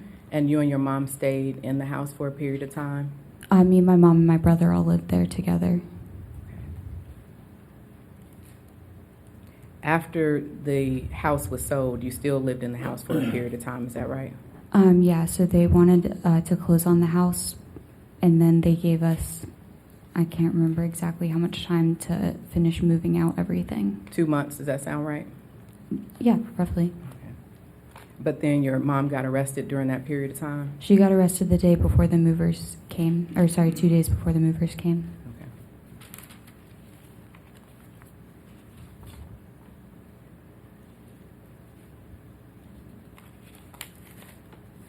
Okay. Ms. Dennis, I want to ask you about, on direct, you were asked about the time when you went to your dad's house to get some things. Do you recall that? Yes, ma'am. And you said a friend was in the house. Sorry. When I went, I went twice. I went the first time, and I had the fob both times. I went into his apartment, and I was trying to do my laundry and trying to get some clothes, because, as I said before, I had been wearing the same pair of pajamas and underwear and outfit for days, and my cousin is the one who brought me, an additional shirt. So I went to his apartment to try to get more clothes, and once again, I was on my period, so I was trying to get my period stuff, which was in his apartment. That time, I was there by myself. I then went later that night after his friends after Chris, friend, stopped harassing me, I went later that night with my friend. Let me break this down Yes, so I ma'am. can be clear. 2 Mhm. times you went. First time earlier in the day? Yes, ma'am. Okay, so nobody was in the house with you during that time? No. Okay. Oh, no. To be clear, I was the only one. I didn't bring anyone with me. Does that make sense? Okay, you were in your house by yourself? I was in my dad's apartment by I mean, myself. in your dad's apartment, excuse me. But his friend came. The first And time? The first time. His friend came. Originally, his brother was going to come, and I sent my uncle, my uncle, I sent him a message, and I said, can someone please tell me why my dad is being so weird about me going into the apartment? This is making me nervous. Is there something in there that he doesn't want me to see? And my uncle is very avoidant. He sent me back a message basically saying, I have to go pick up my kids from school. I'm not going to be able to come. Okay, who is the friend who was in the house, in the apartment? With me that evening? Earlier in the day, time 1, let's do it that way. Sorry. Chris's friend, who was with me, my dad's friend, Jimmy, was the one who was with him. So you With refer me. to your dad as Chris. I would just want to be on the same Yes, ma'am. page. Okay. So your dad, Chris's friend, Jimmy, was in Mhm. the apartment with you. Yes, ma'am. Okay. Who is Jimmy? Jimmy is someone that my mom and dad had worked with when they first met, and when my parents first met. And he's also someone that my dad lived with for a little bit. He's kind of like an adult kid. He still parties. He lives in Buckhead. He goes to the club all the time. Yeah. Is Jimmy the one who you were talking about? That yelled at me? No. Is Jimmy the one who you were talking about destroyed things in your dad's apartment? Yeah, that was tearing everything out to try to find my mom. Yes. Jimmy is the one who did that? Yes, ma'am. Okay. And you said that Jimmy tore clothes off the hangers Yes, ma'am. He did. to find your mother? Mm-hmm. Okay. So your dad's friend destroyed your dad's apartment. Is that what you're saying? Not just. I feel like destroyed is a very harsh word. Okay, He what would you say? was taking off, because there's, in a small space, there's only so many places to hide. So he was taking the clothes, the hangers, and the clothes off to try to see if she was behind them. He was in the best way to describe it is a manic state. He was yelling at me, screaming, Kathy, where are you? I know you're in here. I know you're hiding. He checked all the closets, on top of the closets. There was no bed frames in there, so he couldn't look under any beds. But yeah, he basically moved around a ton of things looking for it. Again, also, my dad's apartment was already very messy because he had brought a ton of the bags from our house. That's where why my clothes, my period stuff, all those things were in there. And he had told me then that I would have full access to the apartment. Later, he would not provide me a key until I begged him and said that I needed my things. Okay. Did Jimmy break anything in the apartment? Not to I can't really recall. It's been a long time. You can't recall. I can't recall if he Okay. broke anything. Did Jimmy put a hole in the bed? A hole? Yes. Not that I remember. No. Okay. Did he smash any picture frames? No, ma'am. Okay. You said you smashed picture frames. Is that right? Yes, ma'am. I said Okay. that I did. Was that in time 1 that you were at the apartment? Yeah, that's when I was trying to grab bags and try to bring them out to my car, and I knocked them over with my bag. Okay. Is that the time you were doing laundry? Yes, ma'am. Okay. You mentioned a police report. Yes, ma'am. When did that come about? So that evening after, so the end of the whole apartment thing was I was calling my mom, and I was telling, she was back at the hotel, and I kept calling her, and I said, this is really scary. Jimmy's yelling, he's screaming, he's looking for you everywhere. And then now he's sitting, and I was trying to do my laundry, and the way my dad's apartment was set up, if this is the kitchen area, the laundry machine is in a closet right there, the washer and dryer are. So when I was trying to launder my clothes, he was sitting right in front of me, and he wouldn't move. And he wanted to follow me everywhere that I went in the apartment. He didn't want me to look at anything, go to the bathroom by myself, and I told him that was really weird and that he's an adult man. Are you still talking about time 1? Yes, I'm talking about time Okay. 1. How long And was Jimmy in the house with you? He was, I can't tell you the exact In the amount of time, but he was there. Basically, I was there alone in the apartment for maybe 20 minutes before he showed up, if Okay. that. Okay, so you were telling me about time 2. Were you in the apartment by yourself during time 2? No, ma'am. Time 2, my friend Jonah and I, at the time, I still thought that I was going to college, and he was about to go to college too, and he said he wanted to hang out with me, and I said, oh, okay, well, I still have some more stuff to grab from my dad's apartment. Would you like to come with me? He came with me. We went in, and I finished my laundry because when Jimmy basically ushered me out of the apartment earlier, it was because it was 5 o'clock, and he said that I needed to go return the key, or else, and that the fob would stop working at 5. So it was like around 4:30, I guess, is when he ushered me out, and then my clothes were still wet, and I put them back in the suitcase wet because I couldn't dry them.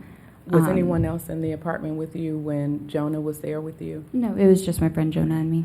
So I think I interrupted you. I was asking about the police report that you filed. So the police report I filed it that evening.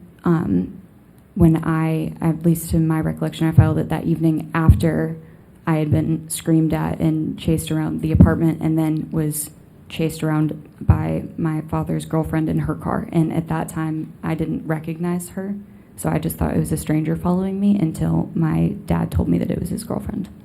So you filed a police report about that? Yes, ma'am, I Okay. did. You didn't file a police report about anything broken or missing in your father's apartment? No, ma'am. Did you give Miss Finley a copy of that police report? Not that I personally remember, no. I think it was in the divorce case, though. Did you give your dad a copy of that police report? Well, wouldn't he have gotten it if it was in evidence? I don't know. I wasn't there. Did you give your dad a copy of the police report? Did I physically give him a copy? No. Okay.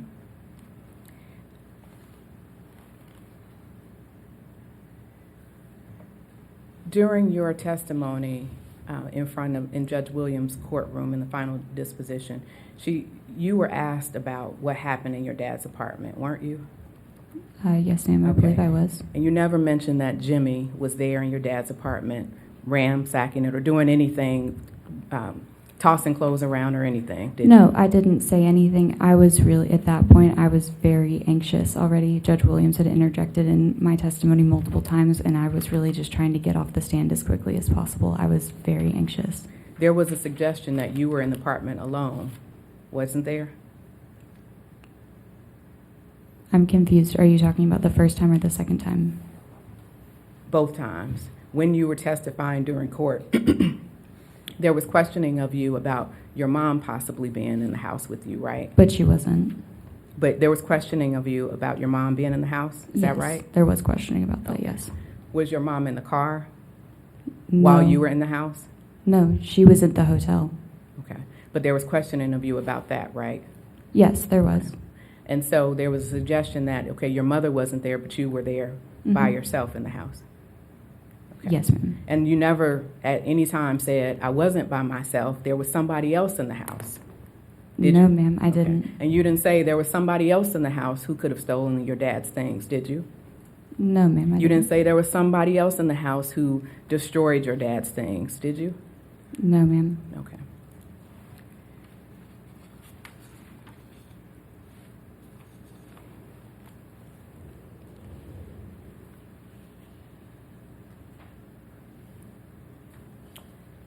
So you admitted during the trial in front of Judge Williams that you had smashed some photos, right? Mhm. Okay. You know your dad filed a police report, right? Yes, ma'am, I know he did. Do you know what your dad says? Your dad says some things were stolen from his apartment in the police report, right? Yes, I have heard about that. And that there was damage to his property. Yes, he did say that. Okay. And that you were not named as a person who was involved in that. Yes, I know that. Okay. He suggested your mom was involved in it. Yes, Okay. I did know that. You understood when you were, let me move on from that. When the judge was questioning you about the potential crimes that you would have committed if you were the only one in the house, she said it looked like to her that you would have committed burglary, right? You have to speak up. Yeah, she Okay. said multiple things that I had committed and told me what penalty they carry. Because the testimony was that you were in the house by yourself. If your mom wasn't there, you were in the house by yourself. You understood that. And the judge directed the deputy to show you what the cell looked like. Was that right? Yes, she told him to show me what the inside of the cells looked like. And also, I didn't think that I could speak back when she was telling me about all of the penalties that I would have. I thought that that was it. I mean, when you've never been in a courtroom before, you speak when you're spoken to. Okay. The judge didn't yell at you, did she? No, but her volume did raise throughout as she kept telling me the penalties for each thing. I don't cry when I get scared or upset, and it felt like she wanted a different reaction than what I was giving her. And I'm on the autism spectrum, and so I could tell that she wanted something different from me, but I didn't know what she wanted. You testified that you don't know how long you were back there in the cell. Is that right? Yes, ma'am, I didn't know. Okay, so it could have been 5 minutes, It definitely wasn't at least 5. It definitely wasn't 5 minutes. but you don't know one way or the other. It felt like it was an hour to me, but realistically, it was probably closer to 45 minutes. Have you read the transcript? Yes, ma'am, I have. Not in its entirety, but I've read parts of it. You didn't read the transcript prior to coming here? Oh, you mean when it was placed in front of me? No, the transcript of that hearing.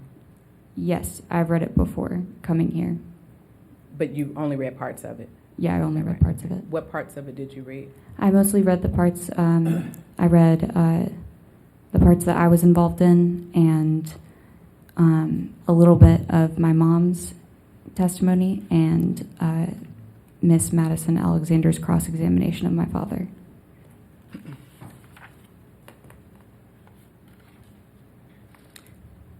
Well, let me ask you about that. You didn't see your mother's testimony, right?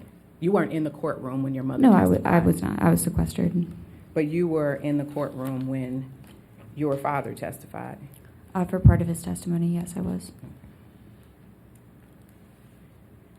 You mentioned during the direct that there was at least one point when the judge stopped the proceedings and said something to you about interacting with your mom, something about you and your mother's interactions. She said Is that that we were right? making faces. What else do you remember? I remember that, and it was very accusatory and scolding. And I promise I wasn't making faces. I was genuinely trying. My mom was anxious. I was anxious. I was trying to help her, make her feel better. And I was not making faces to do that. You were trying to make your mother feel better during her dad's testimony? Yeah, that's why I smiled at her. And she said that I was making faces. And that my mom was too. Let me have you look at that part of the testimony. Mike,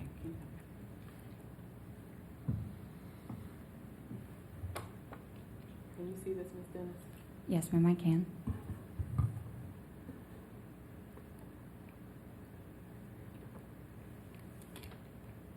Let me start at line 4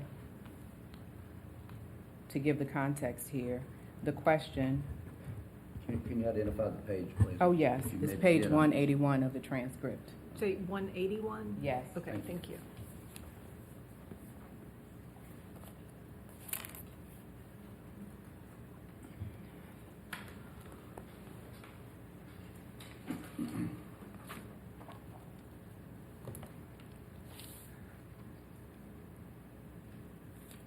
So I'll tell you, your dad is on the stand during this period of time. And so the question is, where you see Q on line 4, that's a question posed to your dad. How do you respond to your daughter's testimony that you didn't support her emotionally? Do you see that? Yes, ma'am, I did. Okay, and then it said, the answer that your dad gives is, I mean, it's kind of heartbreaking. She and I have always been very close. I like the fact that both of the kids have things in common with their mom and things in common with me. Do you see that? Yes, ma'am, I do. And at that point, that's when the judge interrupts Judge Williams being the court. Hold on one second. I want to point out something for the record. Molly testified that her mom does her very best not to say anything about Dad. And when Dad just said that, the testimony above, Mom turned around to Molly and made a face. and Molly kind of did a snicker, and then Mom turned back around. I point that out for the record because at the end of the day, what y'all are going to hear me say at the end is that these two young people, Mason and Molly, have gotten caught up in y'all's fight, and it's up to y'all as the adults to repair this family. Do you see that? Yes, ma'am. Okay, and it goes on to say, I have a sister and a brother who don't even talk to each other. This is the judge talking because of his divorce, and they both said that. And then it goes on to say, and so Mom has turned around multiple times. It goes to page 182. Judge Williams is saying, Mom has turned around multiple times during Dad's testimony and made faces at Molly and or communicated with Molly. And I intentionally have not said anything because I wanted to see how far it was going to go. Is that right? Yes, ma'am. Okay. And you mentioned during your direct testimony that there were a couple of other times at least that the judge said something to you about your interactions with your mom. Yes, ma'am. Okay.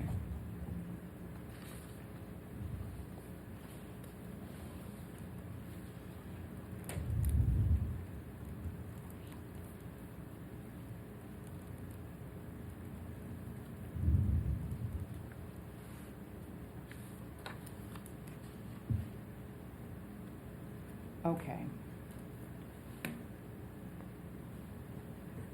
After you were in the holding cell for some period of time that you're not exactly sure of, the judge brought you back out, right? Yes, ma'am. And the judge told you why she had you go to the holding cell, didn't she? Yes, to the best of my recollection, she did. Okay, let's take a look at that. I'm turning to pages, Commissioners 320 and 321.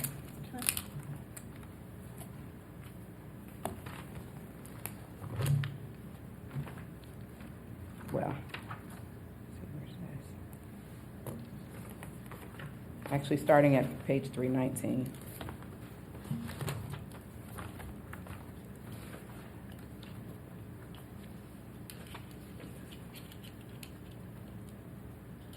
Can you see this okay, Ms. Dennis? Yes, ma'am, I can. This is page 319.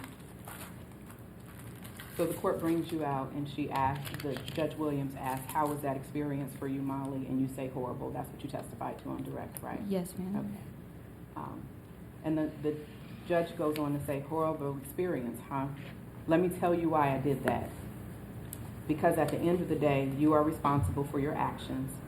You can be team mom all you want to. You can be team dad all you want to. You can be team judge all you want to. You can say, I hate that lady in front of me. That's fine. But you are responsible for your actions. You see that? Yes, ma'am. And then I'll skip ahead some in line 16. At 21, your decisions that you make will forever impact where you're going, what you end up doing, etc. Right? Yes. I'll show you. The judge tells you that she's made some mistakes too. Do you remember that? Yes. She said this to you while you were in the courtroom, right? Mm-hmm. And the judge tells you she wouldn't be sitting here she could have. The judge tells you she's made some mistakes that would have caused her not to be sitting there. Did I summarize that? Sitting there as a judge. Did I summarize that okay? Yeah, you did. Where is that? At the top of page 320, I summarized the testimony Okay. from at lines 1 through about 11. At line 9, but oftentimes as young folks, we don't think about the actions that we're taking and the consequences of those actions. You see that? Yes, ma'am, I do.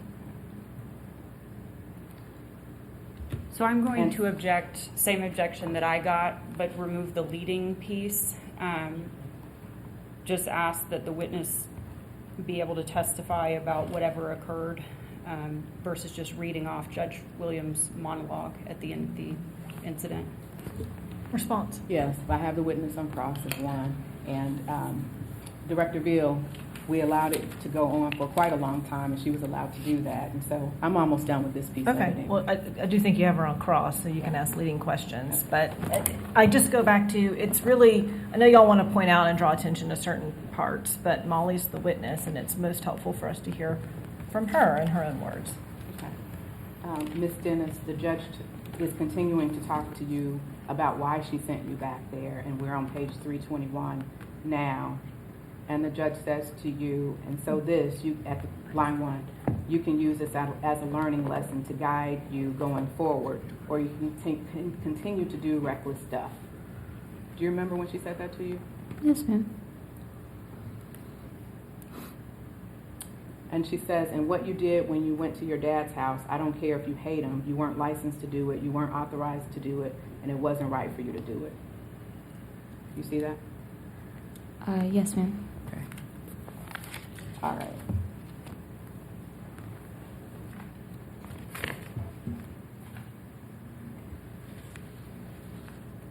Miss Dennis, was your grandmother in the courtroom during the exchange that you had with, not exchange, was your grandmother in the courtroom during the time that Judge Williams spoke to you and sent you to see the holding cell? My grandmother? Your dad's mother? No. Okay. Was there, do you have a family member who is a lawyer who was in the courtroom? Unless if they got a law degree and I didn't know about, no. No? Okay.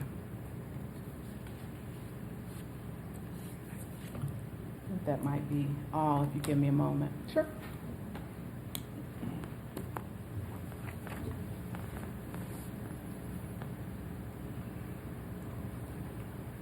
That's all I have for now. Thank you. Okay. Thank you. Any follow-up questions for Ms. Dennis? No, Your Honor. All right, may we excuse her? Yes. Any objection to that on behalf of the respondent? No.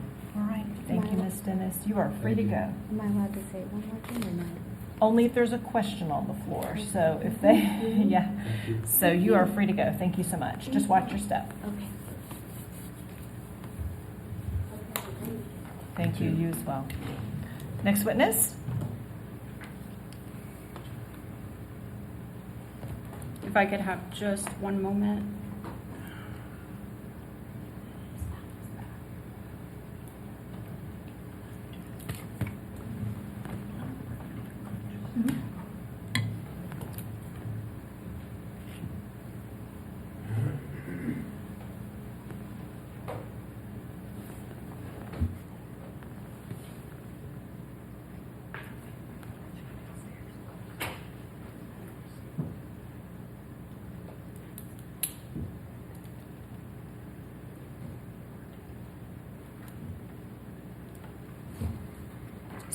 Just so the panel's aware regarding scheduling, the witnesses that I intended to call, I am done with. I'm trying to get some additional information about something that may have or may not have happened just a few minutes ago. If I could just have 5 minutes, I Okay, think two that's members fine. of my team are downstairs. But you're otherwise done? I am otherwise done. Okay, so 5 minutes and then it sounds like they'll rest. Have you guys got a witness kind of in the holding stable if we swap to that?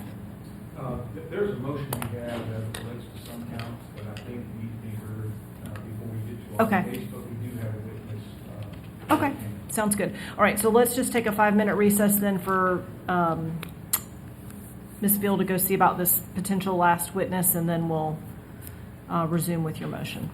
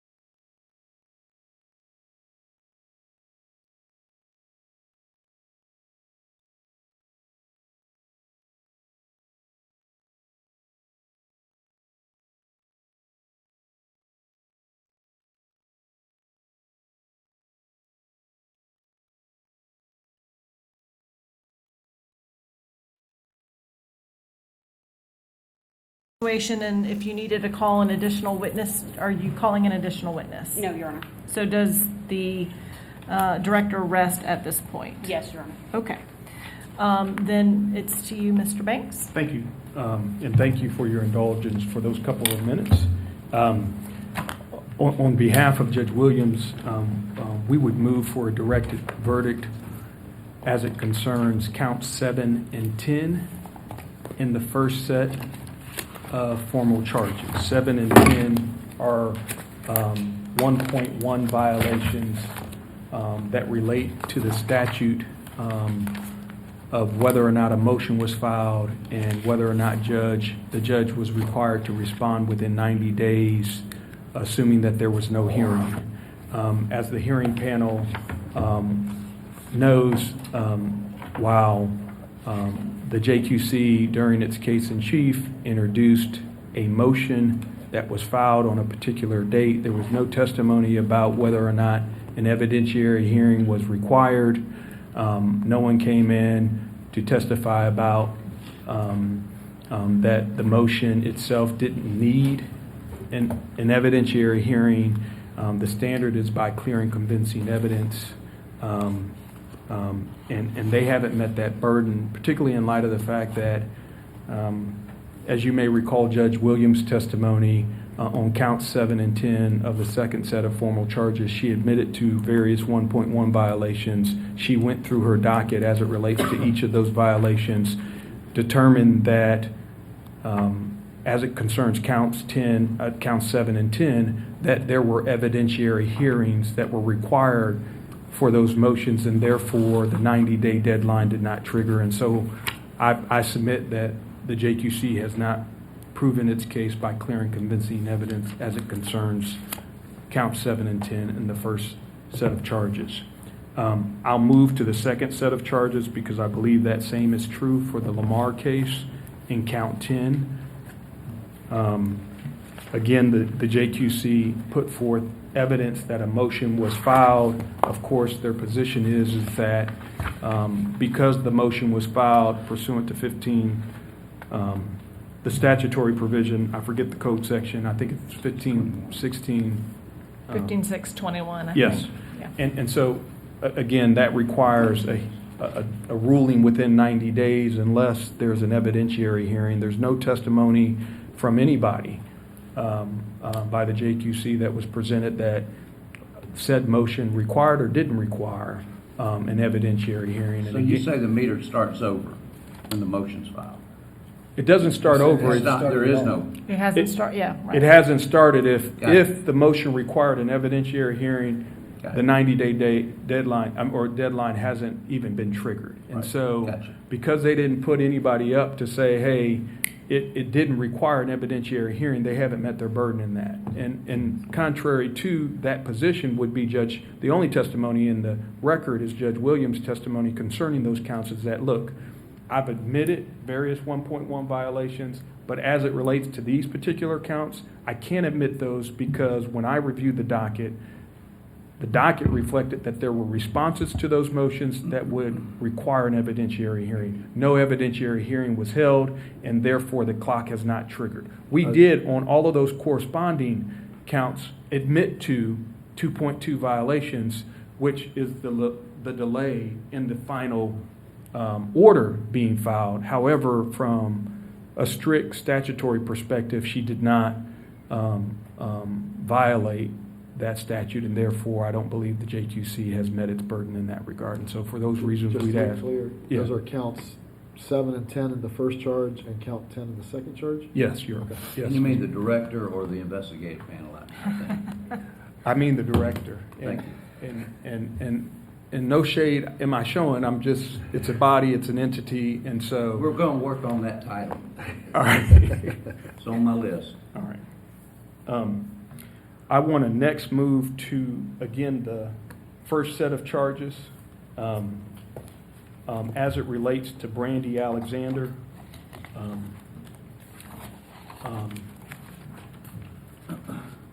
Counts, I believe it's 2 and 4. I think the easiest one to start with is count 4.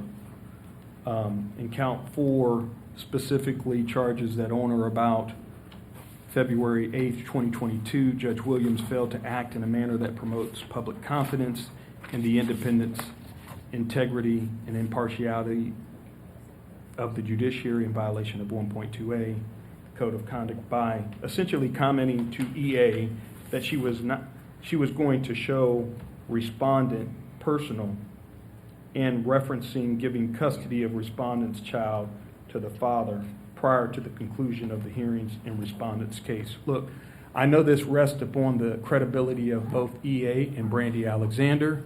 I do believe that Brandy Alexander was sufficiently impeached about a number of things, and I would submit that she's not worthy of belief. And of course, we'll argue some of those things concerning facts and mitigation at a later date. Having said that,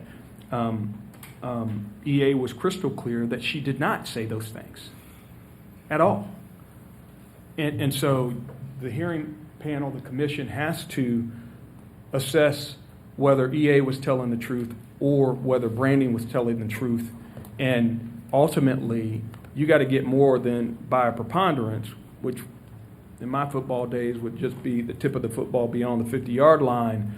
It's almost like you have to get in the red zone. The JQC hasn't done that concerning count 4. There is a discrepancy clearly in testimony, and I submit to you that... Is that really appropriate for directed verdict, though? I mean, isn't that what we ultimately do in this, is we weigh credibility and weigh the evidence and make a determination as to whether they met their burden? But is that really a proper directed verdict motion on this count, given that we do have evidence that supports this count? I understand you're arguing it's not enough evidence. It's not enough evidence. I understand that's the argument. Right. I'm just saying for purposes of directed verdict, though, it's like a motion for summary judgment. Sure. We have a factual dispute that we, the panel, needs to address and resolve. Well, look, I thought it was worth making mention of it, Mr. Lopez, and I stand by that because I do believe that based upon the credibility challenges of Brandy Alexander alone, she is unworthy of belief, and I believe that became crystal clear throughout her entire testimony. And so I do believe that the hearing panel has sufficient information to say they didn't get there, and that's all I'm saying. And I would say the same as it relates to count 2 in the Brandy Alexander matter as well. And so I get your position. That just sparked a question. Yep. Are you saying that if we find that any witness had a credibility concern, we should disregard the entirety of their testimony? No, I'm not saying that. It sounds like you are. As to Miss Alexander. Well, she's a little different. She was a little different in terms of the number of things that she was discredited about, and so Okay. I will just. I stand on my motion. I understand your concerns, and I certainly understand why the panel would say deny my motion as it relates to that. Having said that, I don't believe that they have sufficiently established their burden in those 2 counts.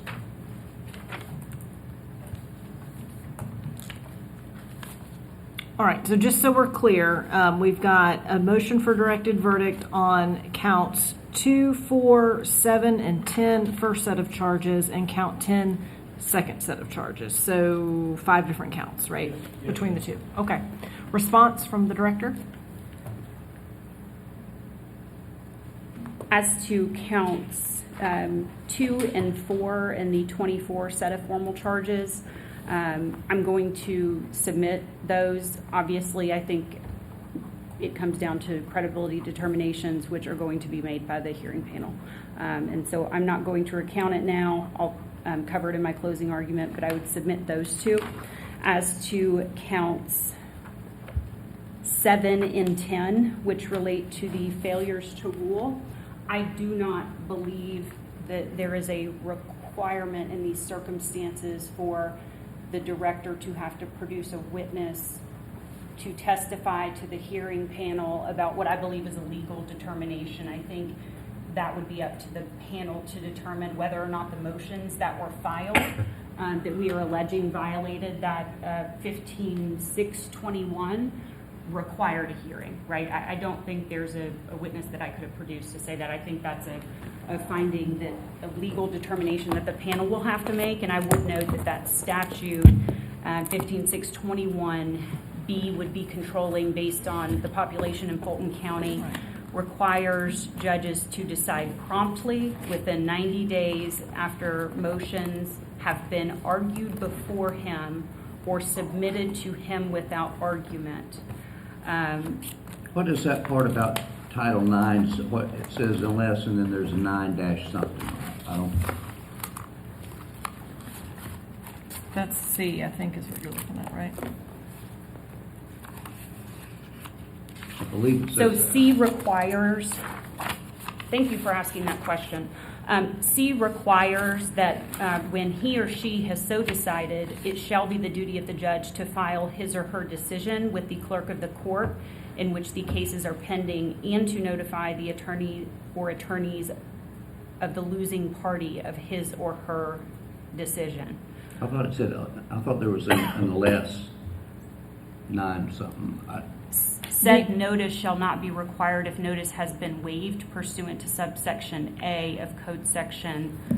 Yeah, all that refers to is 9/11, once you 15. have ruled in writing Well, and they issue an put the order, code you gotta section assuming us send it out. citizens know what that means, so that's what I was asking. So the way the charge reads is that she failed to promptly decide the motions within 90 days of argument or submission, and failed to issue and file orders related to the motions. So again, my position is that whether those motions require a hearing is the panel's to make. Can you, just so that we can, because I know you guys know it, you've been living with this for a little while, can you match up for us on the joint exhibit list, which J exhibit matches with each of those 3 counts, 7, 10, and 10? Yes. Just so we can eyeball those. All right, so count 7 in the 24 set of charges is going to be J7 through Okay. J11. Count 4, got it. And count 10 in the 24 set of charges is going to be J16 and J17. Okay.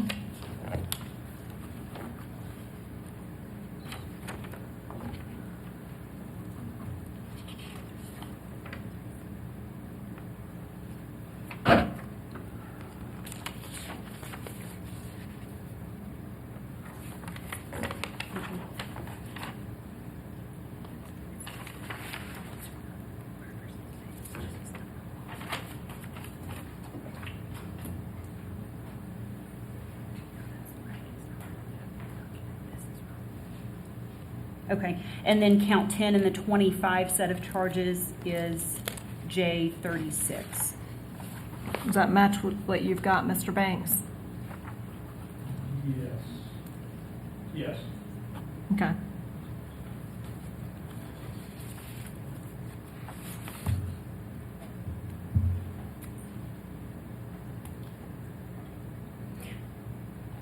If Mr. Banks' interpretation of the law in that statute is correct, I am concerned about what it would mean for motions that are filed and the ability of judges to just not do anything at all on those motions, and 2 or 3 years later say, well, they required a hearing or something additional in order to trigger the requirements of this statute. There was something in the legislature this session about that. I honestly don't know if it passed. I don't know if y'all know that or not. I don't know the answer to that. Judge. Okay. And is your response on the second, count 10 on the second set of charges, same response? It is, Your Honor. Okay. All right. Anything in rebuttal? Yes. Last word on the motion?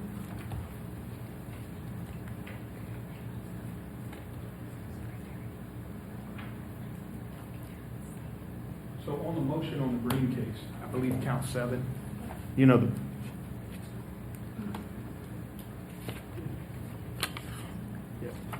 On the motion in the Green case,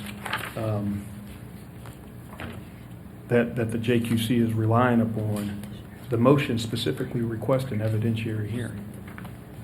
In which, okay, so you all have told us count Count seven.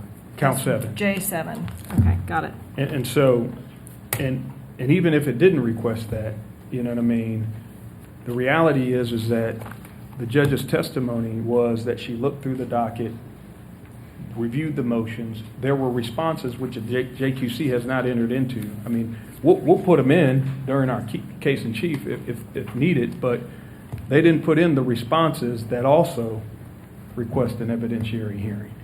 And so I'm just saying that from a pure statutory perspective, and I don't want to raise Scalia from the dead. I mean, the reality is that the statute requires a ruling within 90 days unless the motions needs a hearing. And both of these requests, in all of the counts that I've referenced, all motions required an evidentiary hearing, and hearing did not happen, and therefore the statute wasn't triggered. Does somebody have to ask for the evidentiary hearing, or is it I don't necessarily think that they necessarily have to ask. I think that at some point, though, if there's a response that reflects otherwise, or if the judge in her determination believes that an evidentiary hearing is warranted, I don't think the latter is what we have here, because a hearing was requested on all of these matters. That is in the motion and or in the response. Having said that, because a hearing was requested, the 90-day deadline wasn't triggered, and therefore they haven't met their burden by clear and convincing evidence. Yeah, I mean, arguing that the law shouldn't be what it is a different battle. I would just note for the panel's consideration that there were 3 different motions filed in that matter, and you will find those in exhibits J8, J9, and J10. Right.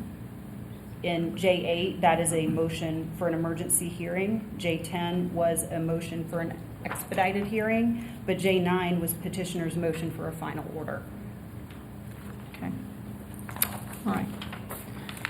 All right. Well, I think what might be the best use of our time, since we all agreed we would try to finish a little bit sooner, is what we're going to do is take your motion and response under advisement, take our exhibit notebook and our list, and we'll do that over this lunch break at the same time for you guys. So let's meet back here at 1:15, and we will give you the ruling on the directed verdict motion, but go ahead and have your witnesses ready to go at that time, if you would, please.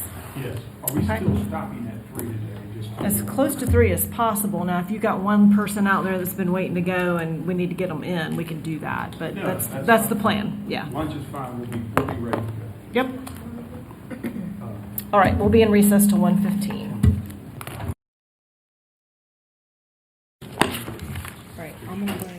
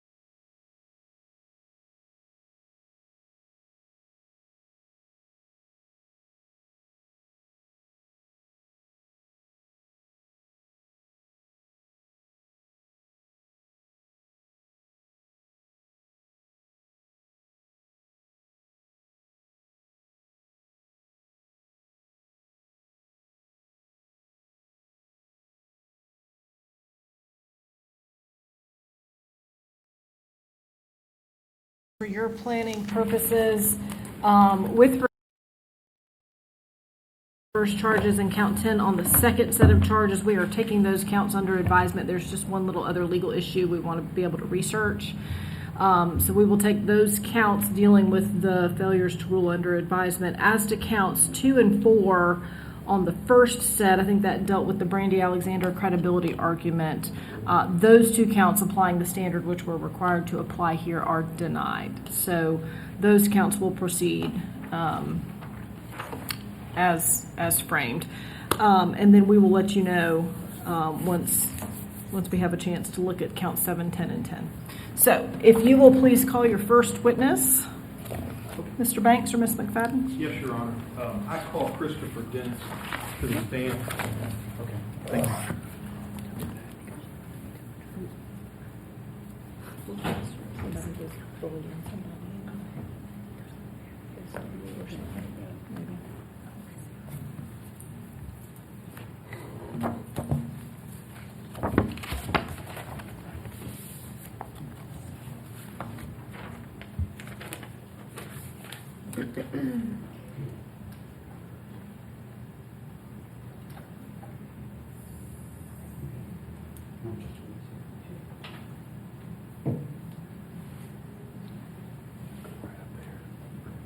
Just remain standing and I'll swear you under oath. Mr. Dennis, can you please raise your right hand? Do you swear or affirm that your testimony will be the truth, the whole truth, and so help, and nothing but the truth, so help you God? I do. Okay, you can have a seat. If you would, please, please state and spell your name for the record. Christopher Joseph Dennis. And are you a resident? Oh, I'm sorry. Go ahead and spell it. ChristopherDennis. And do you reside in Fulton County? I do. And how long have you been residing in Fulton County? Since 1999, I believe. Okay. 2000. So about 25 years. Okay. Are you originally from Georgia? Nope. Where Moved here for school. Okay. And tell the panel what you do for a living. I work for a logistics company in IT software. All right. I want to turn your attention to October 23rd of 2023. Do you recall at some point, or October 25th, do you recall at some point appearing before Judge Williams for a final hearing for your divorce? Yes, I do. And was it a contested divorce? It was. Are you now divorced? We are, yes. Okay. And do you and your ex-wife have 2 children? We do. And is one of them Molly? Yes. And do you recall whether or not that complaint was filed in or around June 2022? Yes, it was, yeah. June Okay. of 2022. And at some point, you were having a final hearing in October of 2023? Correct. Okay. And were you represented by counsel, Mr. Dennis? Yes, Okay. Yep. And was your ex-wife represented by counsel? she was. Okay. And who was your counsel of record? Blue Spruill. Prior to appearing for the final divorce, had you appeared in front of Judge Williams at any time during the divorce proceeding? Yes, I had. And on how many occasions do you recall? I think there was 1 or 2 2 or 3 Zoom calls maybe. And then we originally had a trial date set for September 11th. And then my ex-wife's attorney requested a meeting with the judge, and the attorneys spent quite a long time back there negotiating, discussing, trying to work things out. Then the outcome of that was the setting the next hearing, the final hearing from October. So the hearing didn't go forward in September? No, I don't know the exact term for it, but yes, it was a request to meet with the judge. To the extent that you appeared in front of Judge Williams on more than one occasion throughout your divorce proceeding, kind of tell the hearing panel what your overall impressions that you had as a party to a case of Judge Williams. Yeah. So it was, and I'll caveat this by saying someone who was highly frustrated overall with this. So my ex-wife and I had actually attempted to do an amicable divorce, and then she changed her mind without telling me. So it was a little bit frustrating. We had the first hearing. It was supposed to be a trial September 11th, and my frustration was that the lawyers spent almost all day or a long period of time with Judge Williams. However, the outcome of the day seemed favorable because Judge Williams was pretty direct to both attorneys. This has dragged on too long. We agreed you're going to do very linear, clear, here's the actions to take, here's the information to provide, and we'll schedule a final trial for October. So our interaction that day was fairly limited, but it was, I appreciated, it felt like the first time that we were actually going to try and move quickly, right, to expedite the process. So I was pleased with the outcome of day one. Okay. To the extent that you appeared in front of her at all times, was she always professional in your mind? So, so my take, really, obviously most interactions during the trial was at October 23rd, I think, right? Mm-hmm. Of 23. I was actually blown away by the level of detail of the knowledge, understanding she had of the case. So my DERFA was massive. I think I was told to provide more than 5,000 pages of documents, down to like every expense report for work. But different bank accounts, retirement information, all that, and as well as additional property owned. I purchased my brother-in-law's farm for him several years earlier, and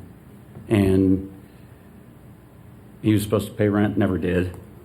And then I tried to sell it to him, long story short there, but he owed me a significant amount of money, plus there was equity in the land. I told him I'd sell it back for what he owed me plus. And then it got sticky because then he sued me, so him and his sister. And there was a lot of specifics, the details that occurred with that case, because he sued me in Alabama. And Judge Williams knew all of it. She understood all of it in detail, even the specifics, the differences between how my wife got herself added to the case so she could actually steal money from me without me knowing. So anyhow, all in violation of the standing order that was in place. So that was number one. Really, just I was impressed. Because there was a lot to know, a lot to understand. So it was a combination of intuitive plus analytical. I'm like, oh wow, pretty impressive. The second part was she seemed really in tune with the emotional impact of what was going on. What do you mean by that? I assume all divorces are difficult. I've only had one. But this was maybe exceptionally difficult. It was not just a divorce, but it was also, my wife had other legal issues, criminal actions against her. And it really separated the family. It divided us. She's definitely a very manipulative person, my ex, and she really impacted my daughter in a negative way. She tried to do the same thing with my son. They're 15 months apart, and didn't work with him, partly because her criminal charges were related to a relationship with one of his friends. So he backed away. And so there's, at the time we went to trial, I hadn't spoken to my daughter in over a year. And my son hadn't spoken to his sister or his mom in about the same time, about a year. And it's difficult because we were actually close as a family growing up when the kids were little. And the kids were close until really the time of my ex-wife's arrest, and she tried to pit the kids against me for a combination of both. Maybe she wanted emotional support. She didn't want to be alone. I don't know if that was it, but also money. A lot of it was money. Yeah. She tried to convince my kids to basically buy her a house in Alabama. Okay.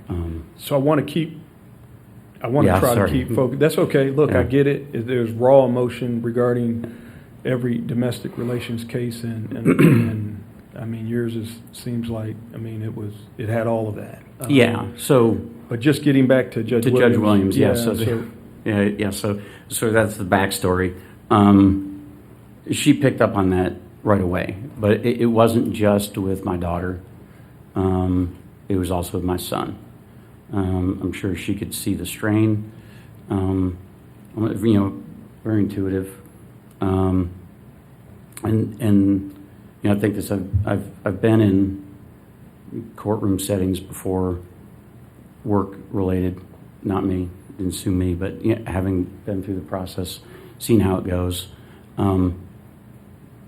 I definitely learned that family law is very different. It takes a unique person, because you're making decisions that impact people's lives, kids' lives, and one decision can throw someone off in the wrong direction. And I really appreciated how she Go ahead. She interacted with both of my kids when they were on the stand, to clarify, because they're nervous. I'm sure. I know my son was. Had a lot of anxiety going through that, talking about one of your parents, one way or the other, and she picked up on that one. Just clarify questions or clarify answers, as opposed to just the lawyer pounding directly at them, and I appreciated that, because it showed that she cared. That was my feeling, is that she really truly did care about what was happening to them, less so me and my ex-wife, that's fine. Yeah. Do you think she was fair to both sides? Oh yeah, absolutely, 100%. Did you get everything you asked for out of the divorce? No, well, no. I did not. I would have preferred. She actually did a pretty good job, a reasonable job with an equitable split, and took the whole, how would I put it, but the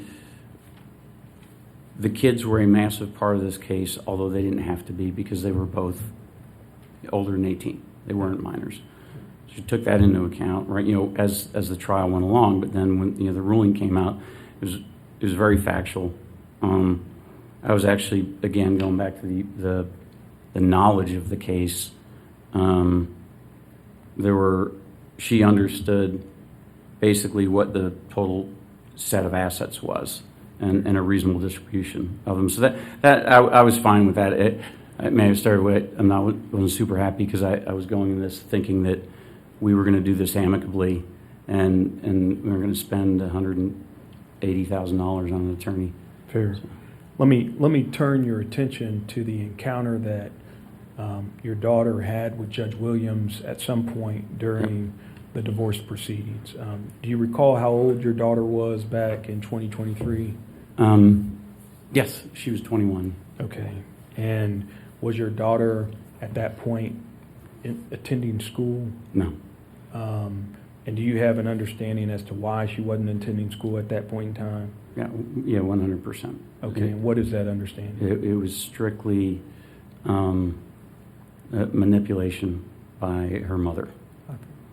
Did she drop out of school, or did you stop paying for So, school? it's Tell me how that it's happened. pretty frustrating. And a little bit of context on the timing, but we sold our house in June.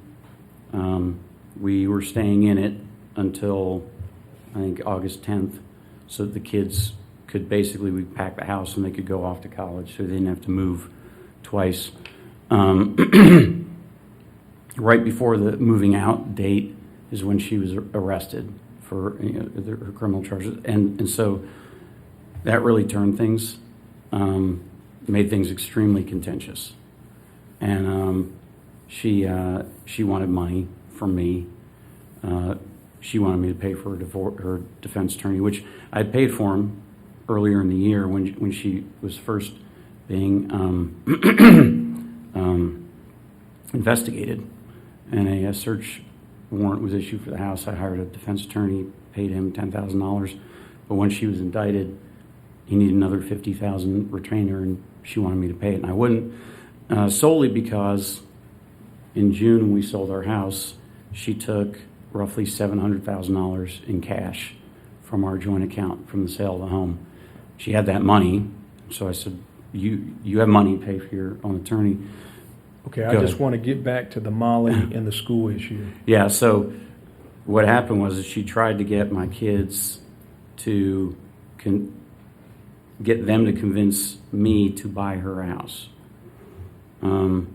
I don't know specifically what she said to Molly. I do know she specifically told my son that she didn't want him going back to school. Objection, hearsay.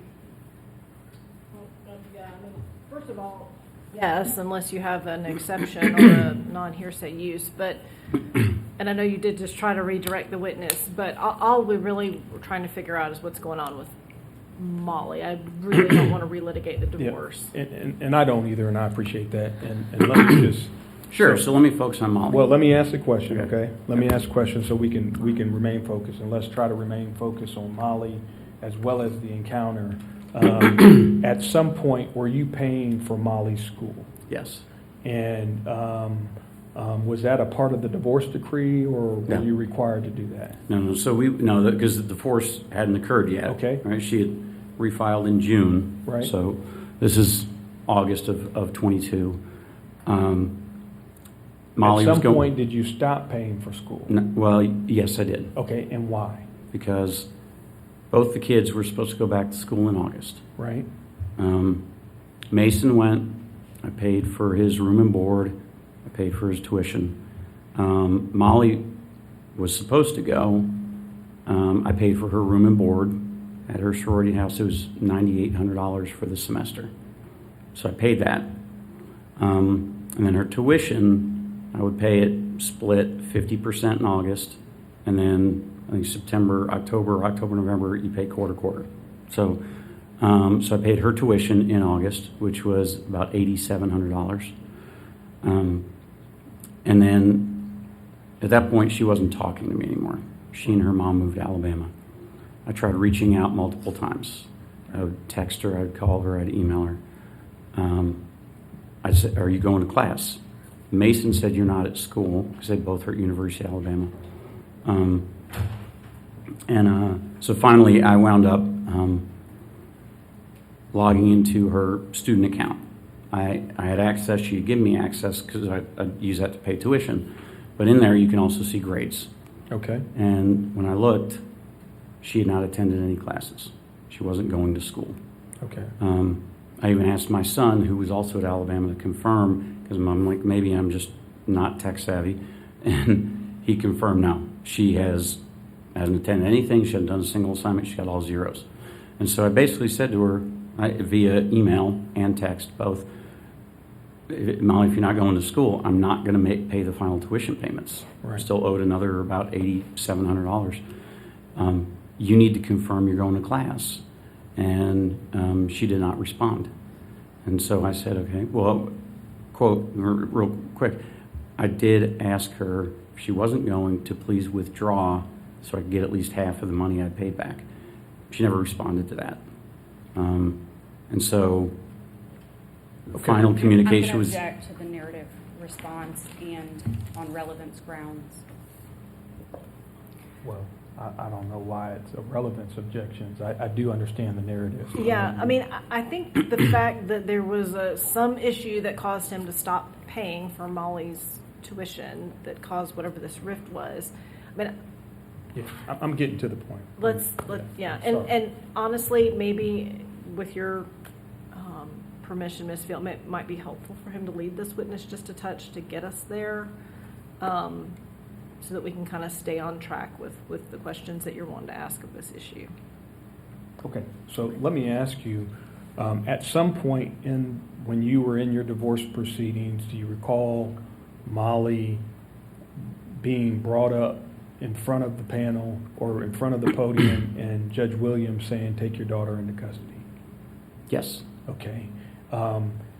Had you observed any conduct in the court with Molly at any time,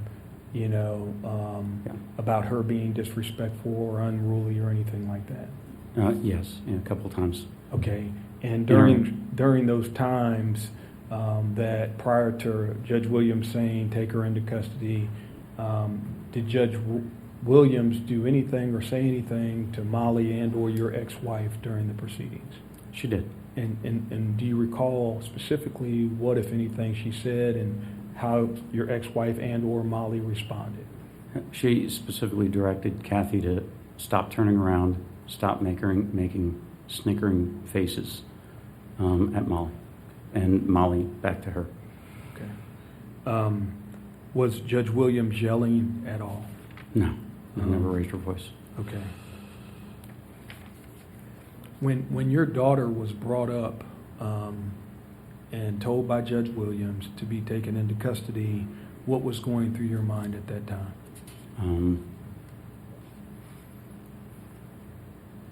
Well, one, heartbroken.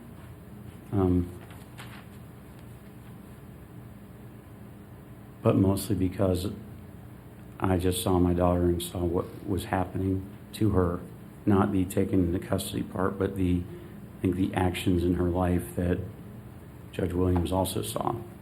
Actions that led her to break into my apartment, damage my property. Talk to me about what she testified to at the hearing concerning her conduct when she went to your house. I'm going to object unless the panel has the transcript, but I don't think having him walk through Molly's testimony unless there's something specific that is inconsistent with what she said earlier. Well, we do have the transcript. Thankful to all of you for that, and we I intend to read it.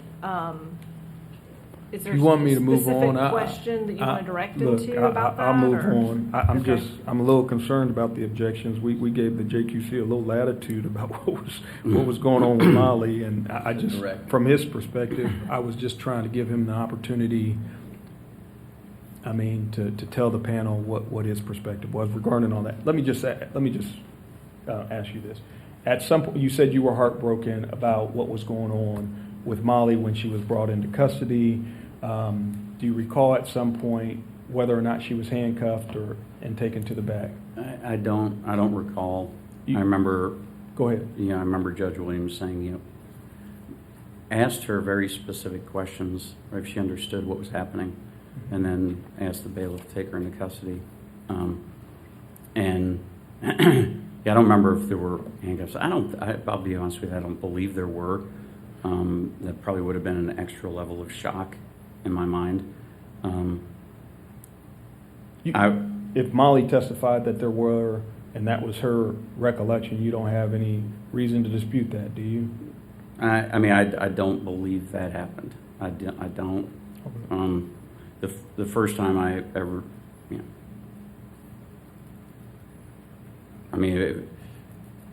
no, I can't imagine that she was handcuffed. Okay.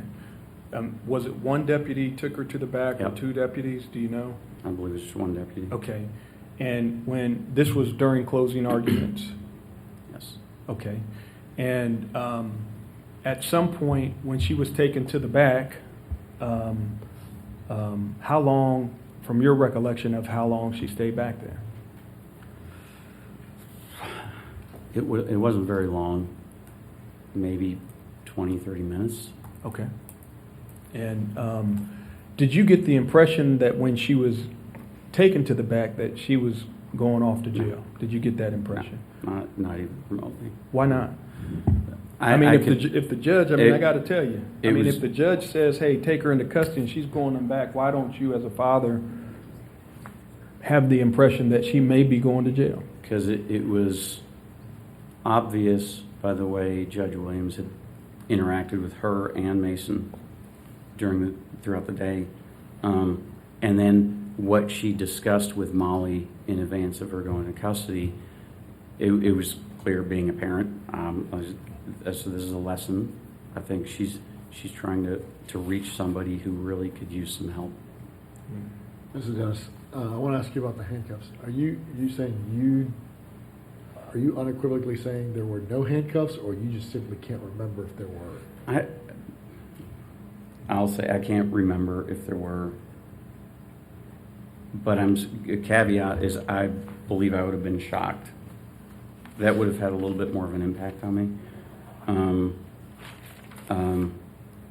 To see that,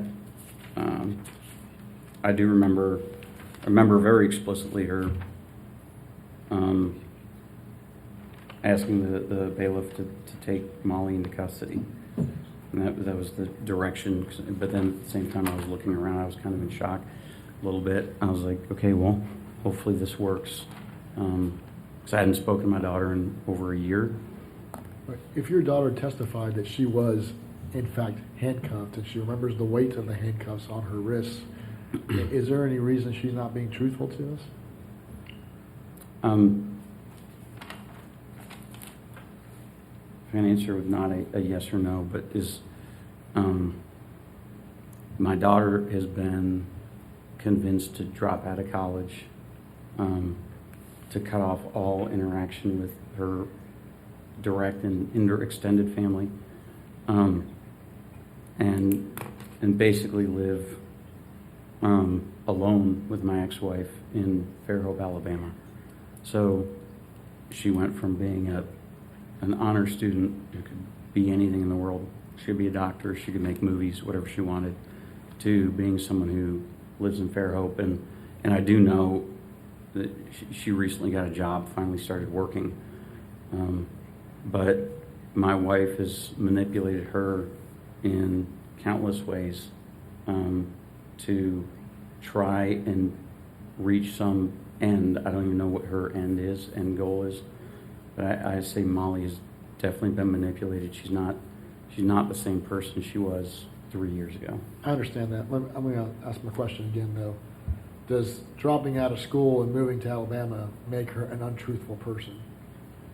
No, it doesn't make her an untruthful person. Okay. And as it relates to her testimony, is there any reason why she would make that story up and come testify here today? I believe she could be convinced by her mother to say just about anything at this point. Yep, I think 100% her mother could convince her to say anything in her testimony if she thinks it's going to help her mom somehow. Do you think that Judge Williams was trying to harm Molly? No. I mean, you understand that Molly's in a lot of pain? You would agree with that, right? Yes. Yep. Do you think that by Judge Williams' actions, she was trying to exacerbate that pain or add to the pain by what she did? I thought she was trying to help. And go ahead. Okay. Since that day, Mr. Dennis, have you and your daughter talked about what happened in Judge Williams' courtroom? We did, actually. So, how long ago was that? Well, and sorry if you're going to ask. It's okay. I didn't get to address what Judge Williams said when Molly came back to the Okay. courtroom. Well, let's talk about what Judge Williams said when Molly came back in the courtroom. That made it abundantly clear. She saw a girl, a person, a child that needed some help. And She talked a lot about her mom and her relationship. And she also stressed heavily, you need a mom and a dad. You need a relationship with your mom, a relationship with your dad. She stressed that she feels like, or she could see Molly's making decisions right now in her life that could impact the rest of her life because she thinks it's helping her mom. And she was trying just to get her to understand that, number one, you can't, just because your mom asks you to do something, it may or may not be illegal. You can't do it. And the same thing if I asked her. Because you're your own person, you have to make your own decisions. And also stressed that she really needed to have a relationship with her brother. Yeah. They've always been close, and my ex-wife has completely obliterated that relationship. So when you talked with Molly about what happened after these events, what did Molly say, if anything? Objection, hearsay. Molly has testified. What are we talking about? She did not testify about talking to her father So what? after the events occurred. Okay, you didn't ask her. Yeah, I mean, she was here for the purposes of cross-examination and direct. Anybody could have asked her about it, so I'm gonna let him answer the question. What did two of you discuss? So it was about a month ago. My ex-wife had another arraignment in her criminal case here in Fulton County. So I went with the hopes that Molly would be there. And she was. And I got to talk to her because my ex-wife actually re-indicted, so she had to get processed through Fulton County Jail again. So I just said to them both, hey, I want to go with Molly. I don't want her waiting around Fulton County Jail by herself. So we actually were able to spend the afternoon together. The first hour and a half or so, we talked about what had happened, the divorce, the trial. And she did mention, she goes, how did you let that happen to me when the judge locked me up? And I said, Molly, I didn't let it happen. And I think that the judge was trying to help. She was doing what she could within her sphere of influence to try and get your attention.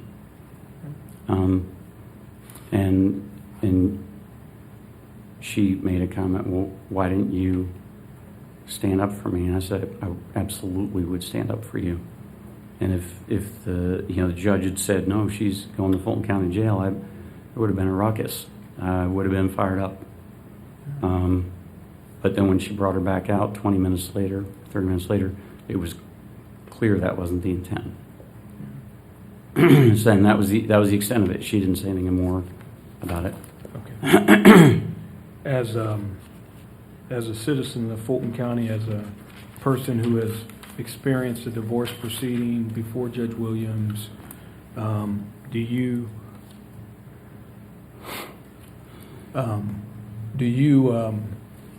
believe that Judge Williams is an asset to the bench and to the citizens of Fulton County? Yeah, absolutely. And why do you say that?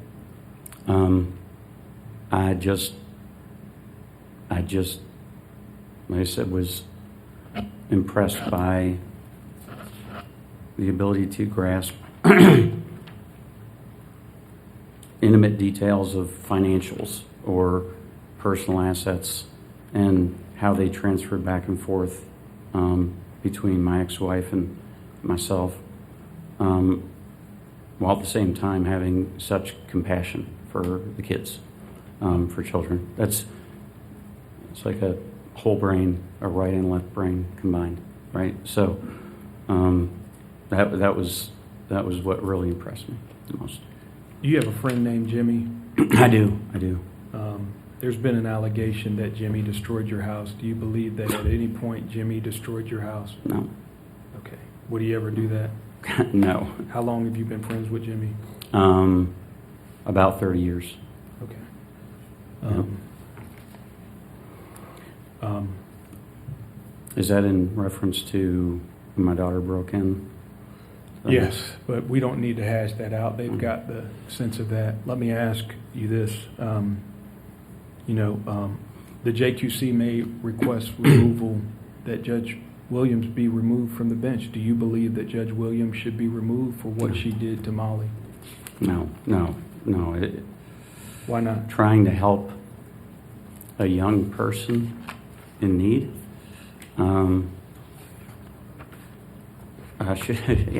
Should never be grounds for anything other than recognition, to be honest. To the extent that this hearing panel makes a recommendation to the Supreme Court not to remove Judge Williams, and she has to put her name in for re-election, do you plan to vote for Judge Williams? I as a definitely citizen? support her again. Yep, 100%. Those are my questions. Thank you. Ms. Field?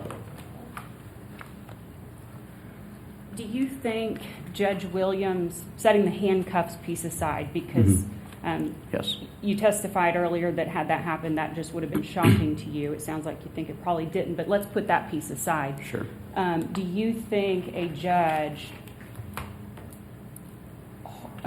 hauling your 21-year-old daughter up to the front of the courtroom, dressing her down the way that she did, and then having her taken back to a holding cell where criminal defendants are normally taken, did you think that was fair treatment of your daughter?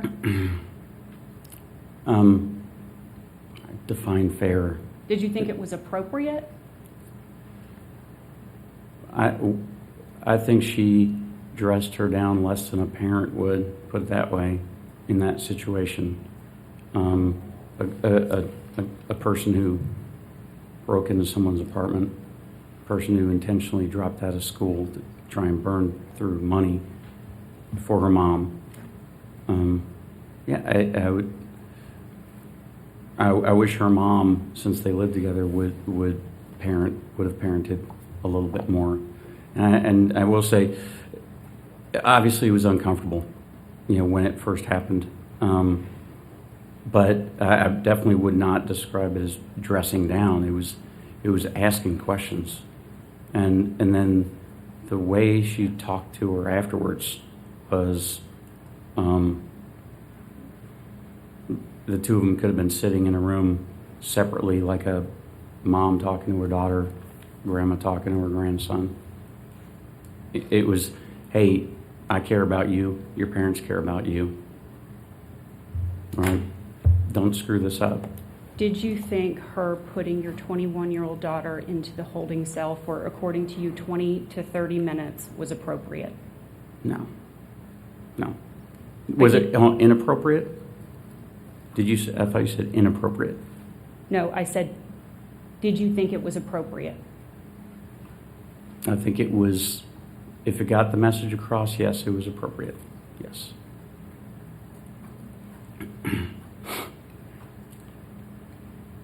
Did you think that, did the judge say what she was confining or jailing your daughter for?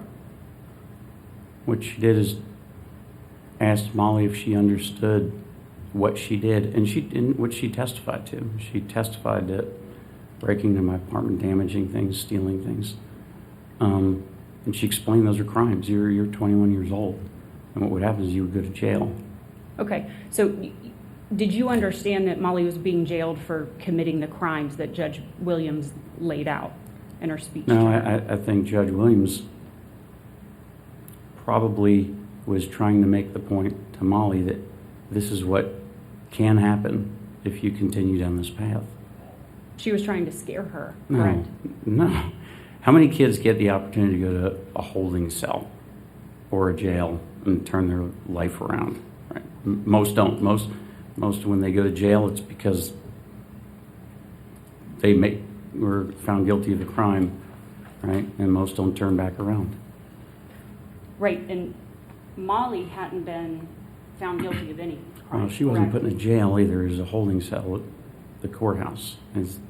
I expect that's a little different, right, than a jail. She wasn't taken down to Fulton County Jail, right, or Atlanta State Detention Center. That, like I said earlier, if that's what Judge Williams was going to do, I would have objected vehemently to that. So that's where you would have drawn the line if she was carted off to the Fulton County Jail.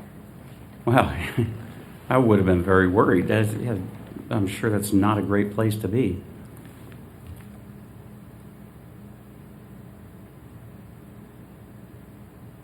Do you understand that the way in which your daughter was detained was not legal? I don't know. I don't know what the legal parameters are of Okay. what a judge can and can't do. So if you did understand that what happened was not legal, would that change your opinion on whether or not that was appropriate treatment? No, and because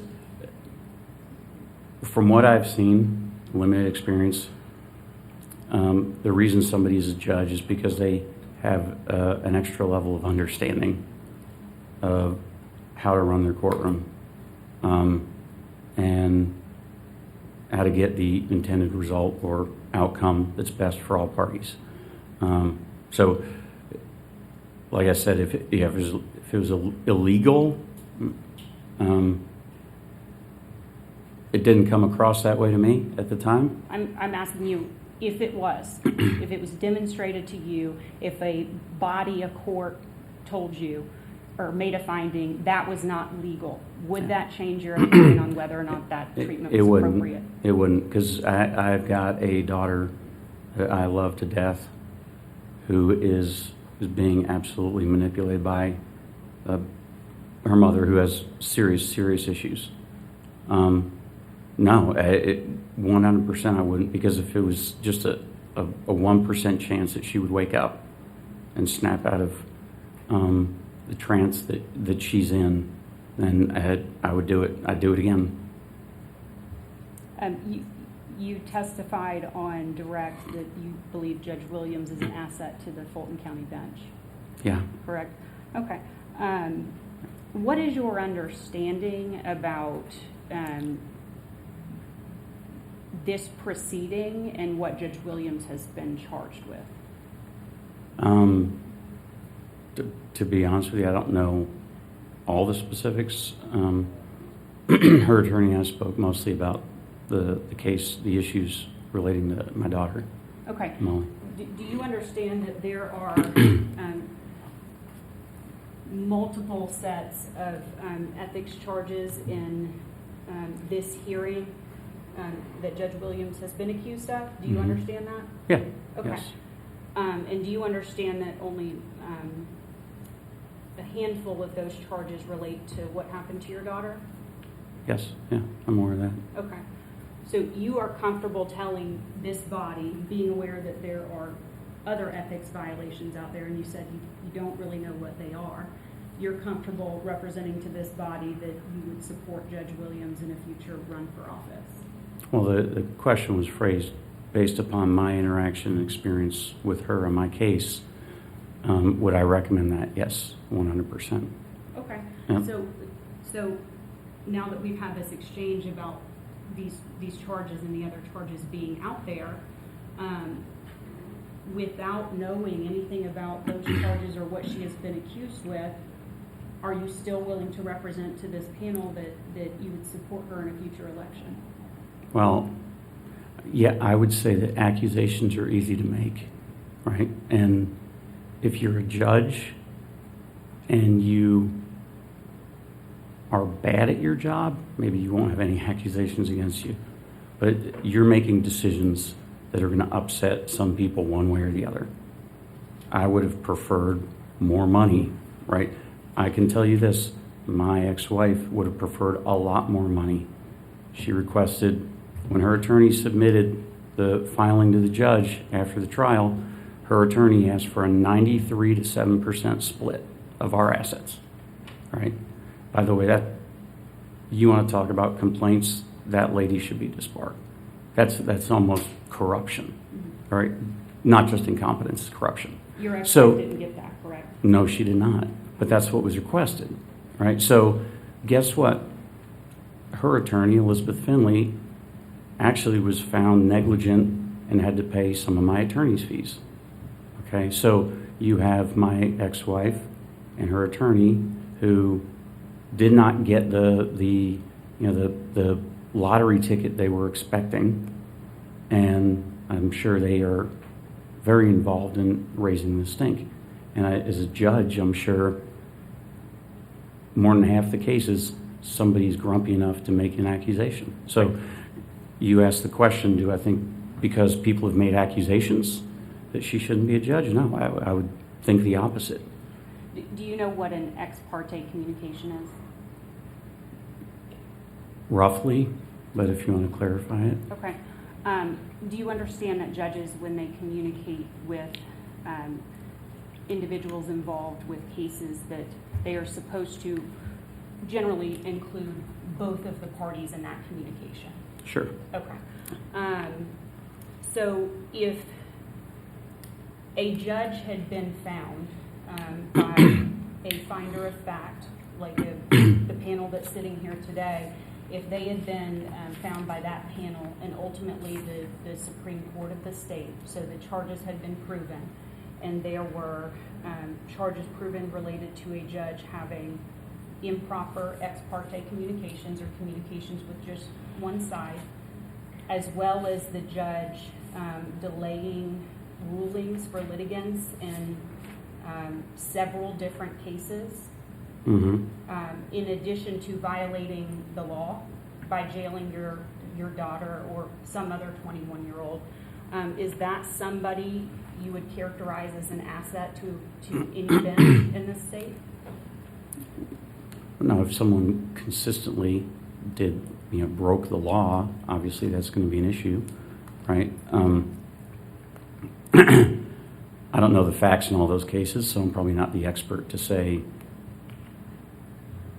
one, were they actually proven here in court, or did people just come and say things, right? Because I don't know how much evidence has been presented, right? I've asked you to assume that it's been proven in court. Well, I'm not going to assume, right? I would.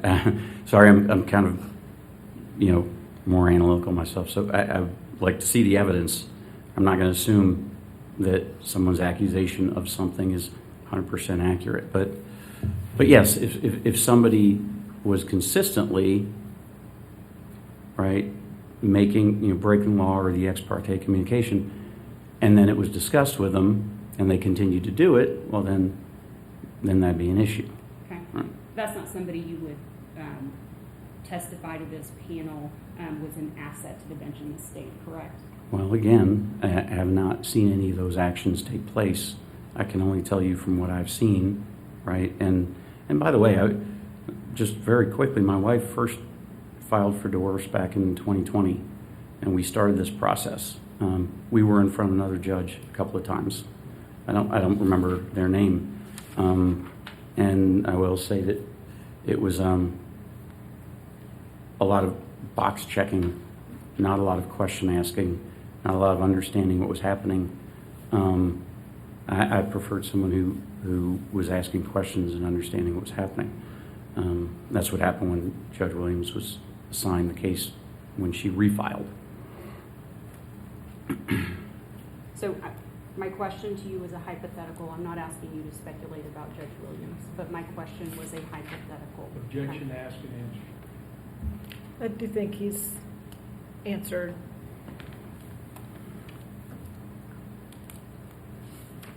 You said your wife initially filed in 2020, correct? Yes. Okay. Yes. And then you said she refiled? Well, we agreed to try and separate or divorce amicably, because it was already starting to cost a lot of money. And she's like, this is a waste of time. We agreed on it. So we actually had a full divorce decree written up, separation of assets, split 50-50. So she withdrew the initial case. We were negotiating. And then once the house sold, well, she filed when we were about to sell our house and have me served the day after the closing. She was expecting to have the full money from the house, sell the house in her checking account. All right, so the final hearing was October 25th of 2023? Yes, Okay. And you waited approximately 9 months for a final decision in that case, correct? yes. Okay, that's all I have. Thank you. Anything further from Mr. Dennis? Mr. Banks? Just one question. How did we meet, Mr. Dennis? How do we meet? Yes. I saw the article about Judge Williams in the AJC, and I reached out to you, found your name and number, and reached out. I thought it was a hit piece is the way I would describe it, which is most journalism nowadays. They didn't ask any questions of anyone involved. They just took the accusations, right, that people make, and took them as gospel and printed them in the AJC. So, yeah, that's how we met. Did you express a willingness to testify? Yeah, 100%, yeah, because nothing in there was accurate. You understand your daughter feels completely different about the experience that happened to her in Judge Williams' courtroom. Yes, yep. You certainly have an appreciation and respect for how she felt, do you not? Yeah, I do, 100%, yes. You just see it a little differently. I would say if it had the intended effect that Judge Williams was aiming for, I would be thanking her every day. Thank you for your time, sir. Anything else for Mr. Dennis? No, Your Honor. May we excuse Mr. Dennis, Mr. Banks? Yes, Your Honor. Any objection to that, Ms. Beal? No, Your Honor. Thank you, sir. You're Thank free to you. go. Thank you. Take care. Next witness? Judge Williams would call Blue Sparrow. Sparrow. Blue, B-L-U-E, Sparrow.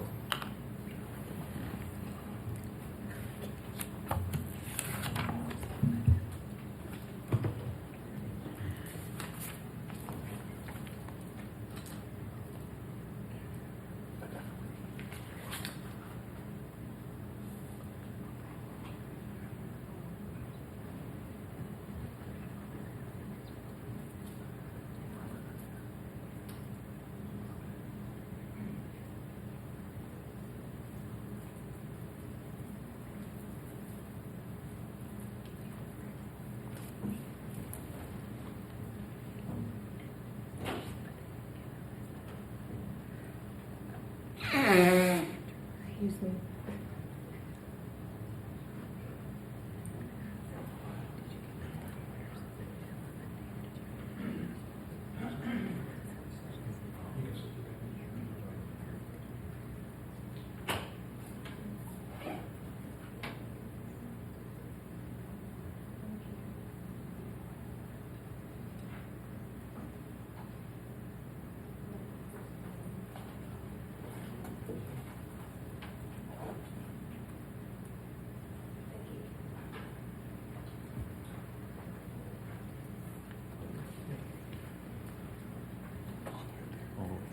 Witness there.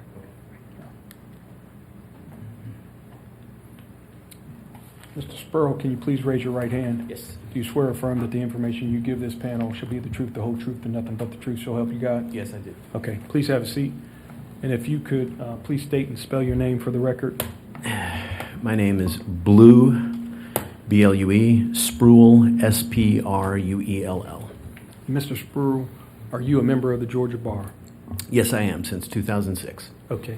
And please describe for the panel the nature of your practice. 75% of my practice has always been family law. Actually, I've been practicing for almost 20 years, but managing the firm for a little over 40. When my mother graduated from law school, I helped her set up her practice and manage the business side of the firm. Okay. At that time, our practice was probably about 25% legal malpractice, and then the rest was family law. Okay. And is your practice confined to the metro Atlanta area, or do you practice all across the state of I Georgia? go all over Georgia. Okay.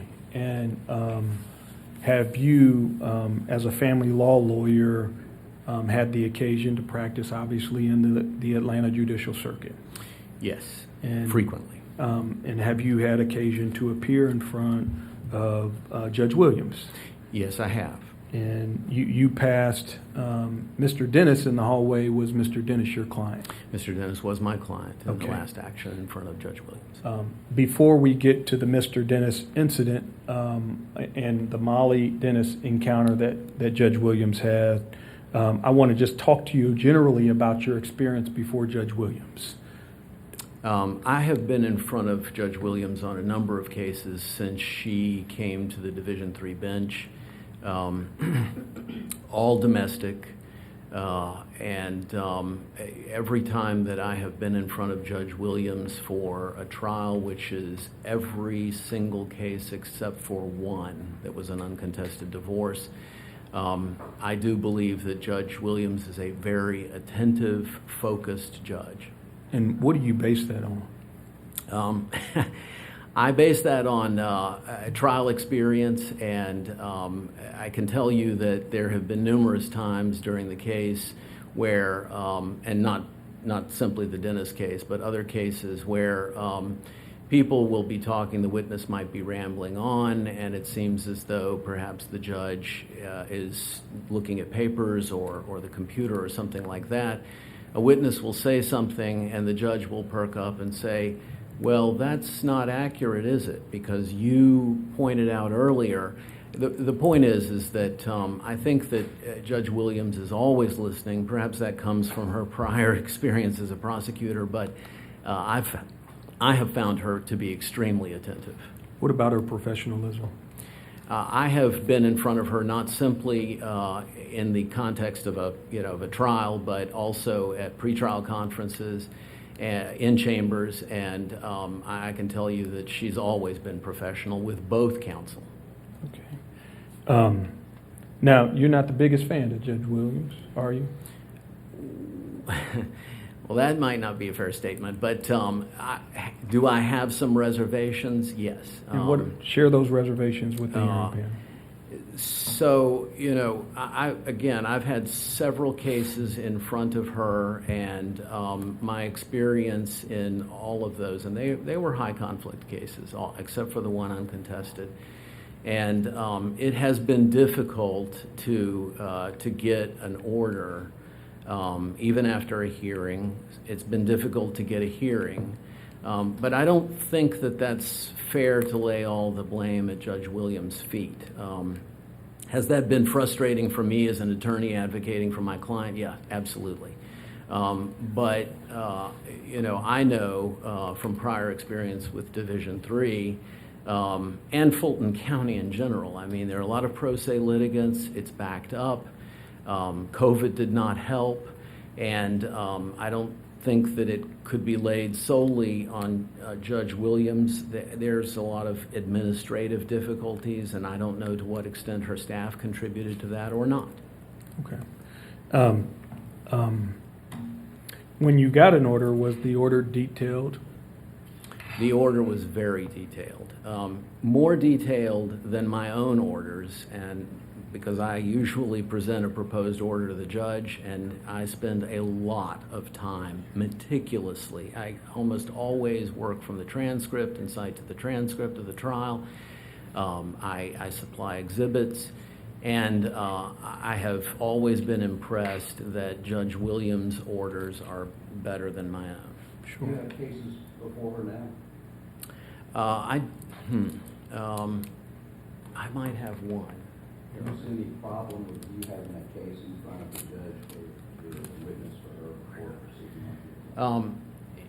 No, because I am also an officer of the court, and I am giving my testimony truthfully. It is not biased. I have had reservations about Division III, but actually I'm not totally certain that I've got I don't have an active case in front of her because there's nothing going on right now.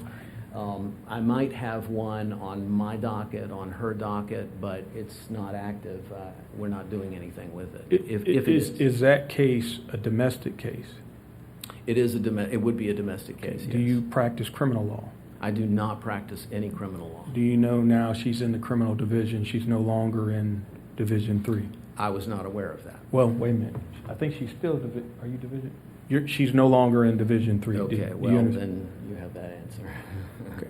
So do I you- know that I have, I think, one case still assigned to Division 3, but nothing is happening with it. Okay, all right. And to the extent that Judge Williams is no longer in Division 3,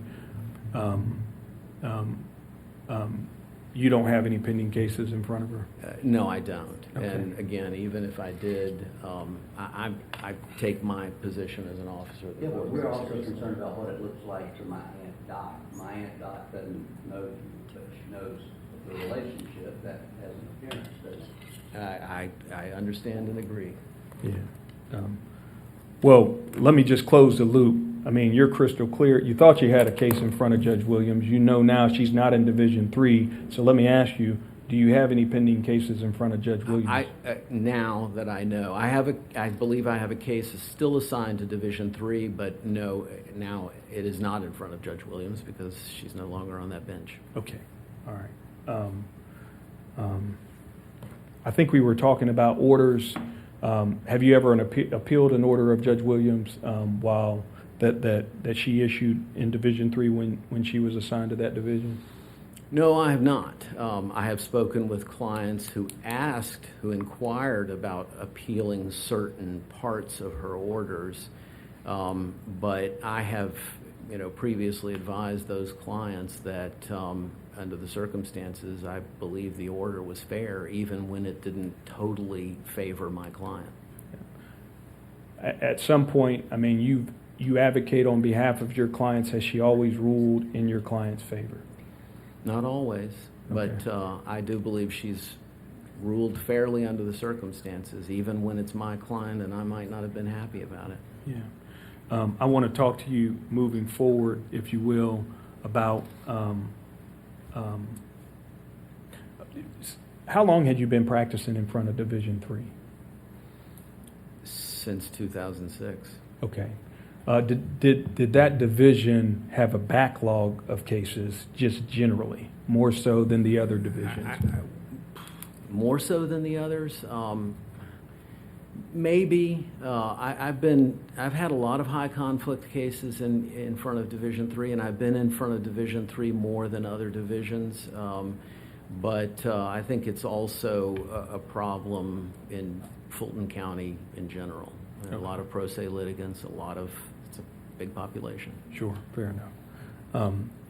I want to talk to you about the Dennis divorce, if you will, and do you recall that litigation? All too well. Okay, was it hotly contested? Highly. Okay, and at some point was Judge Williams presiding over that case? Yes.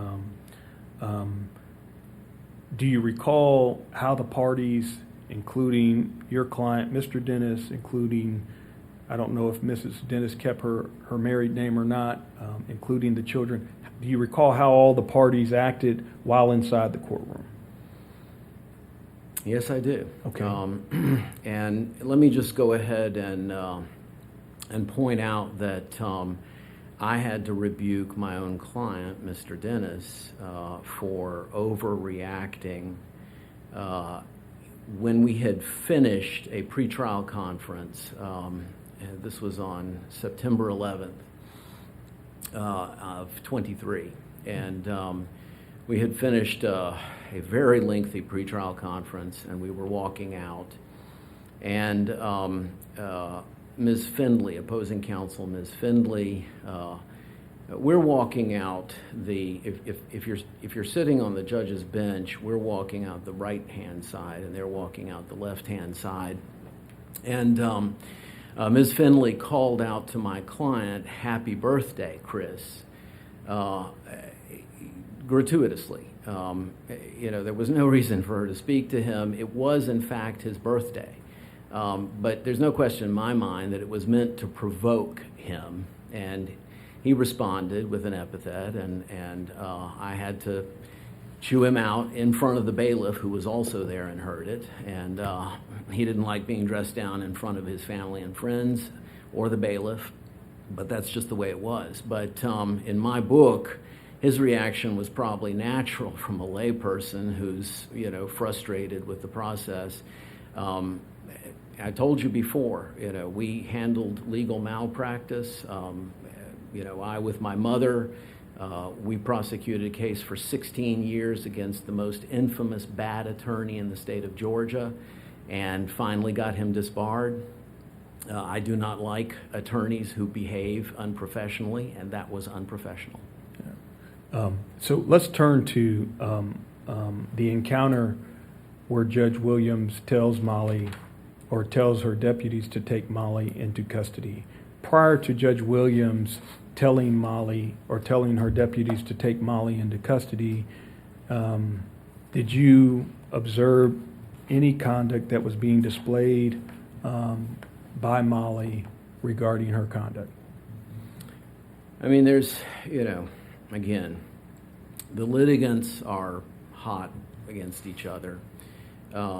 And unfortunately, but this cannot be said of the son.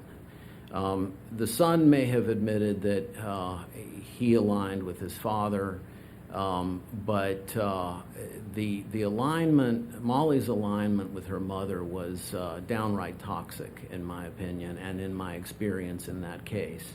And during the course of the trial, and long before the incident that that got Molly in trouble, she and her mother were often exchanging glances. Her mother, who was sitting at counsel's table, would turn around. They would make faces at each other. They snickered a number of times, and Judge Williams, she let it go on for a while, but then she did call them out. And she told Molly and Catherine that she would not tolerate any more of that, and that was, that had to stop. When you heard Judge Williams say, take Molly into custody, what were your thoughts and impressions of Judge Williams' intent at that time? Well, I mean, leading up to that, I was, we had the examinations, and when I cross-examined Molly, she was insistent that her mother was not present when she went to her father's apartment to retrieve personal property. And I mean, in fact, asked pointedly, and she denied. She said, no, my mother was not hiding in the car. But she actually never said my mother wasn't in the car. She just said my mother wasn't hiding in the car. And she went on to then describe the things that she had done. She admitted that she had damaged property in his apartment. Later, we introduced a police report that documented items that had gone missing, expensive items, a gold watch. The point is that even though Chris, my client, had given his brother a key to the apartment and allowed her to go in, he had to leave and go back to work and left her there. And actually, when he returned to pick up the key, the bedroom door was locked, and whoever was behind the bedroom door would not open it, and Molly, was not responding and would not, allow the door to be opened. And I do believe that Catherine was in there, but Molly maintained throughout the trial that her mother was not present. So what led to that is, at that point, Molly had Objection. actually... Narrative at this point. Okay. It's just going on. Sure. All right. I mean, we've been doing it all day, and I'm not trying to hold it. Yeah, I understand. So, look, I think, I forget what my question was in the midst of the, let me see. We're just getting back to the issue with respect to what your thoughts are, what your impressions of what Molly's conduct was prior to Judge Williams saying, "Hey, deputies, take her into custody." Very disrespectful. I mean, her whole attitude in the trial, it wasn't just the snickering. It was the way she carried herself. She, was very smug when she was on the stand giving her testimony. She seemed determined to smear her dad and champion her mother, and perhaps that's just the allegiance, but I certainly think that Judge Williams took note of that, and the court has plenary power to exercise contempt powers, and did the court exercise the contempt power? well, I believe in a way she did when she asked the bailiff to step, to stand her up. So that's how you enforce contempt? You're going to charge a contempt? Well, all of this conduct was occurring in her physical presence, but then on top of that, she had just perjured herself and also confessed to multiple crimes. And you saw the perjury in the confession? Well, it's in the transcript. Yeah. I just didn't know if you witnessed it and reported it to the police. My understanding is she wasn't testifying at the time she was taken into custody, was she? No, she was not. That was earlier. Correct. So she's done testifying. Nothing happens at that time, correct? That's correct. Yes. Okay. Yeah. And that so is correct. you're doing closings, and she's sitting in the back. That is correct. Judge Williams was probably about 20 or 30 minutes into her comments on her ruling, actually. Okay. Or she might have interrupted the closing. I might be fuzzy about that, but. When she asked the deputy to take her into custody, did you see the deputy handcuff Molly? Yes. Okay. And she said at some point, Judge Williams got onto Molly and her mom for snickering or making faces. Did that behavior stop after Judge Williams pointed it out? The verbal stuff, not the facial expressions, not the attitude. No. Okay, but there was no more. But there was no more verbal disruptions, whispering, and no, there none of that. No. Thank you. You understand that Judge Williams has admitted that she was, she shouldn't have done that. Do you understand that? Okay. Okay. And so we're not. I was just trying to provide context as it relates to your perspective of what transpired. And let me just ask my next question. Do you believe it was Judge Williams' intent to harm Molly Denson? No, absolutely not. And why do you I think say that? actually the transcript would bear that out. I think that her, her communication to Molly when she stood her up at the podium, she was expressing concern, real concern about a path that this juvenile was headed down that was just not good. Sure. Are you aware, have you read the charges in this, in Judge Williams' complaint? No, I haven't. You understand that she has other charges that are pending before this panel, and that they have to decide whether or not, what the appropriate measure of discipline is? Okay. All right. I've called you here as a witness simply to testify about your personal experience in appearing in front of her, as well as the encounter with Molly. Have you done that? I believe so. Okay. Is there anything else that you feel like the panel needs to know about the Molly Denson encounter, your appearances in front of Judge Williams, moving forward? No, except that, again, whatever reservations I may have about the procedure and the difficulty of getting an order or a hearing, something like that, again, I don't think all that blame can be laid at one person's feet. I do believe she is an attentive, caring judge, and I believe that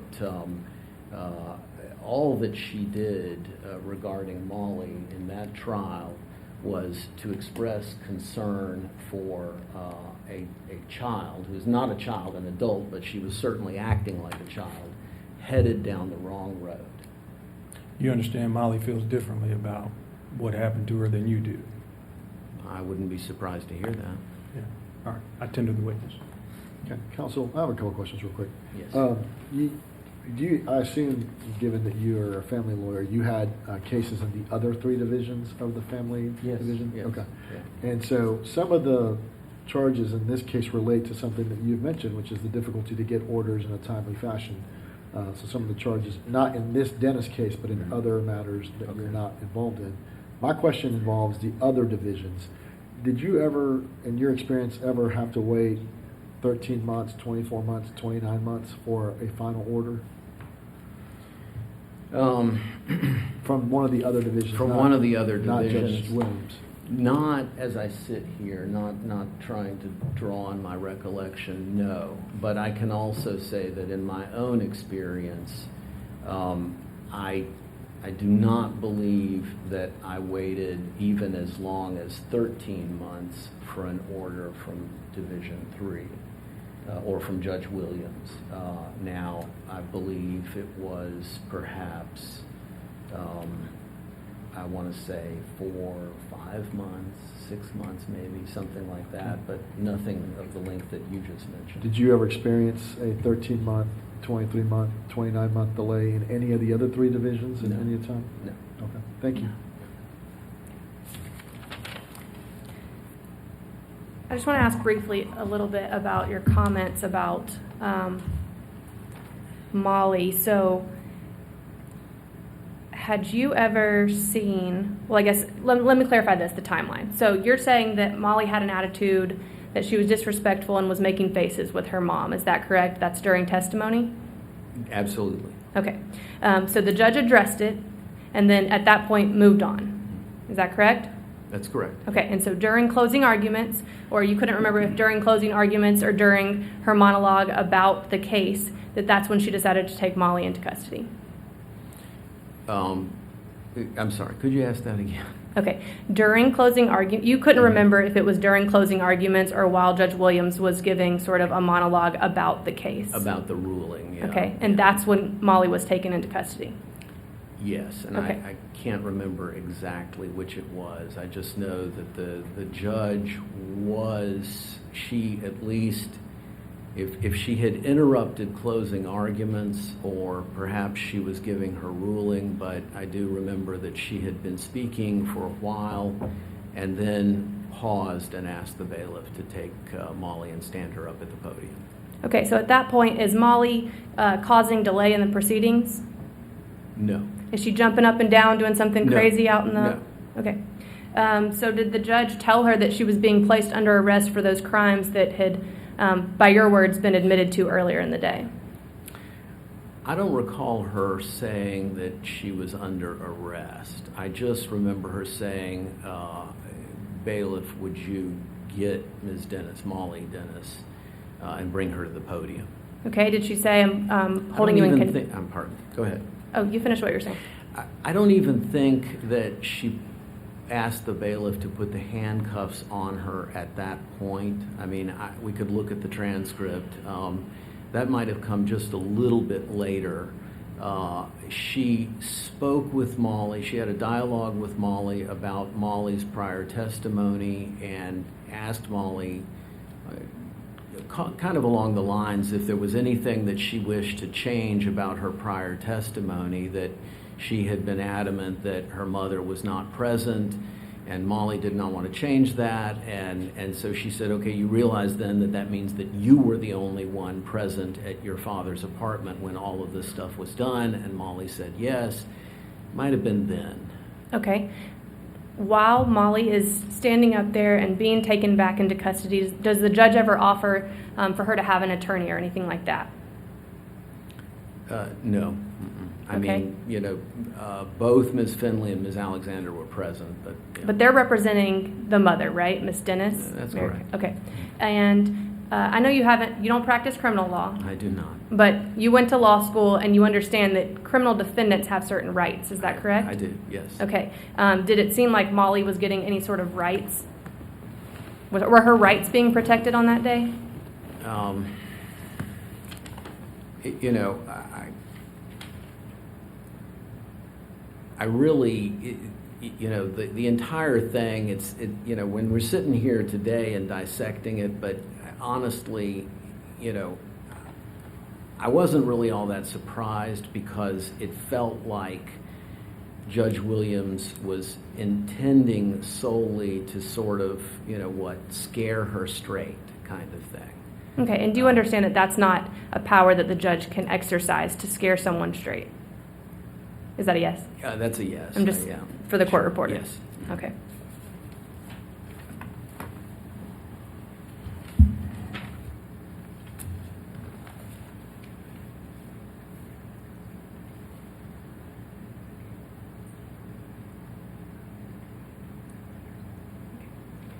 Can you tell us the name of your law firm?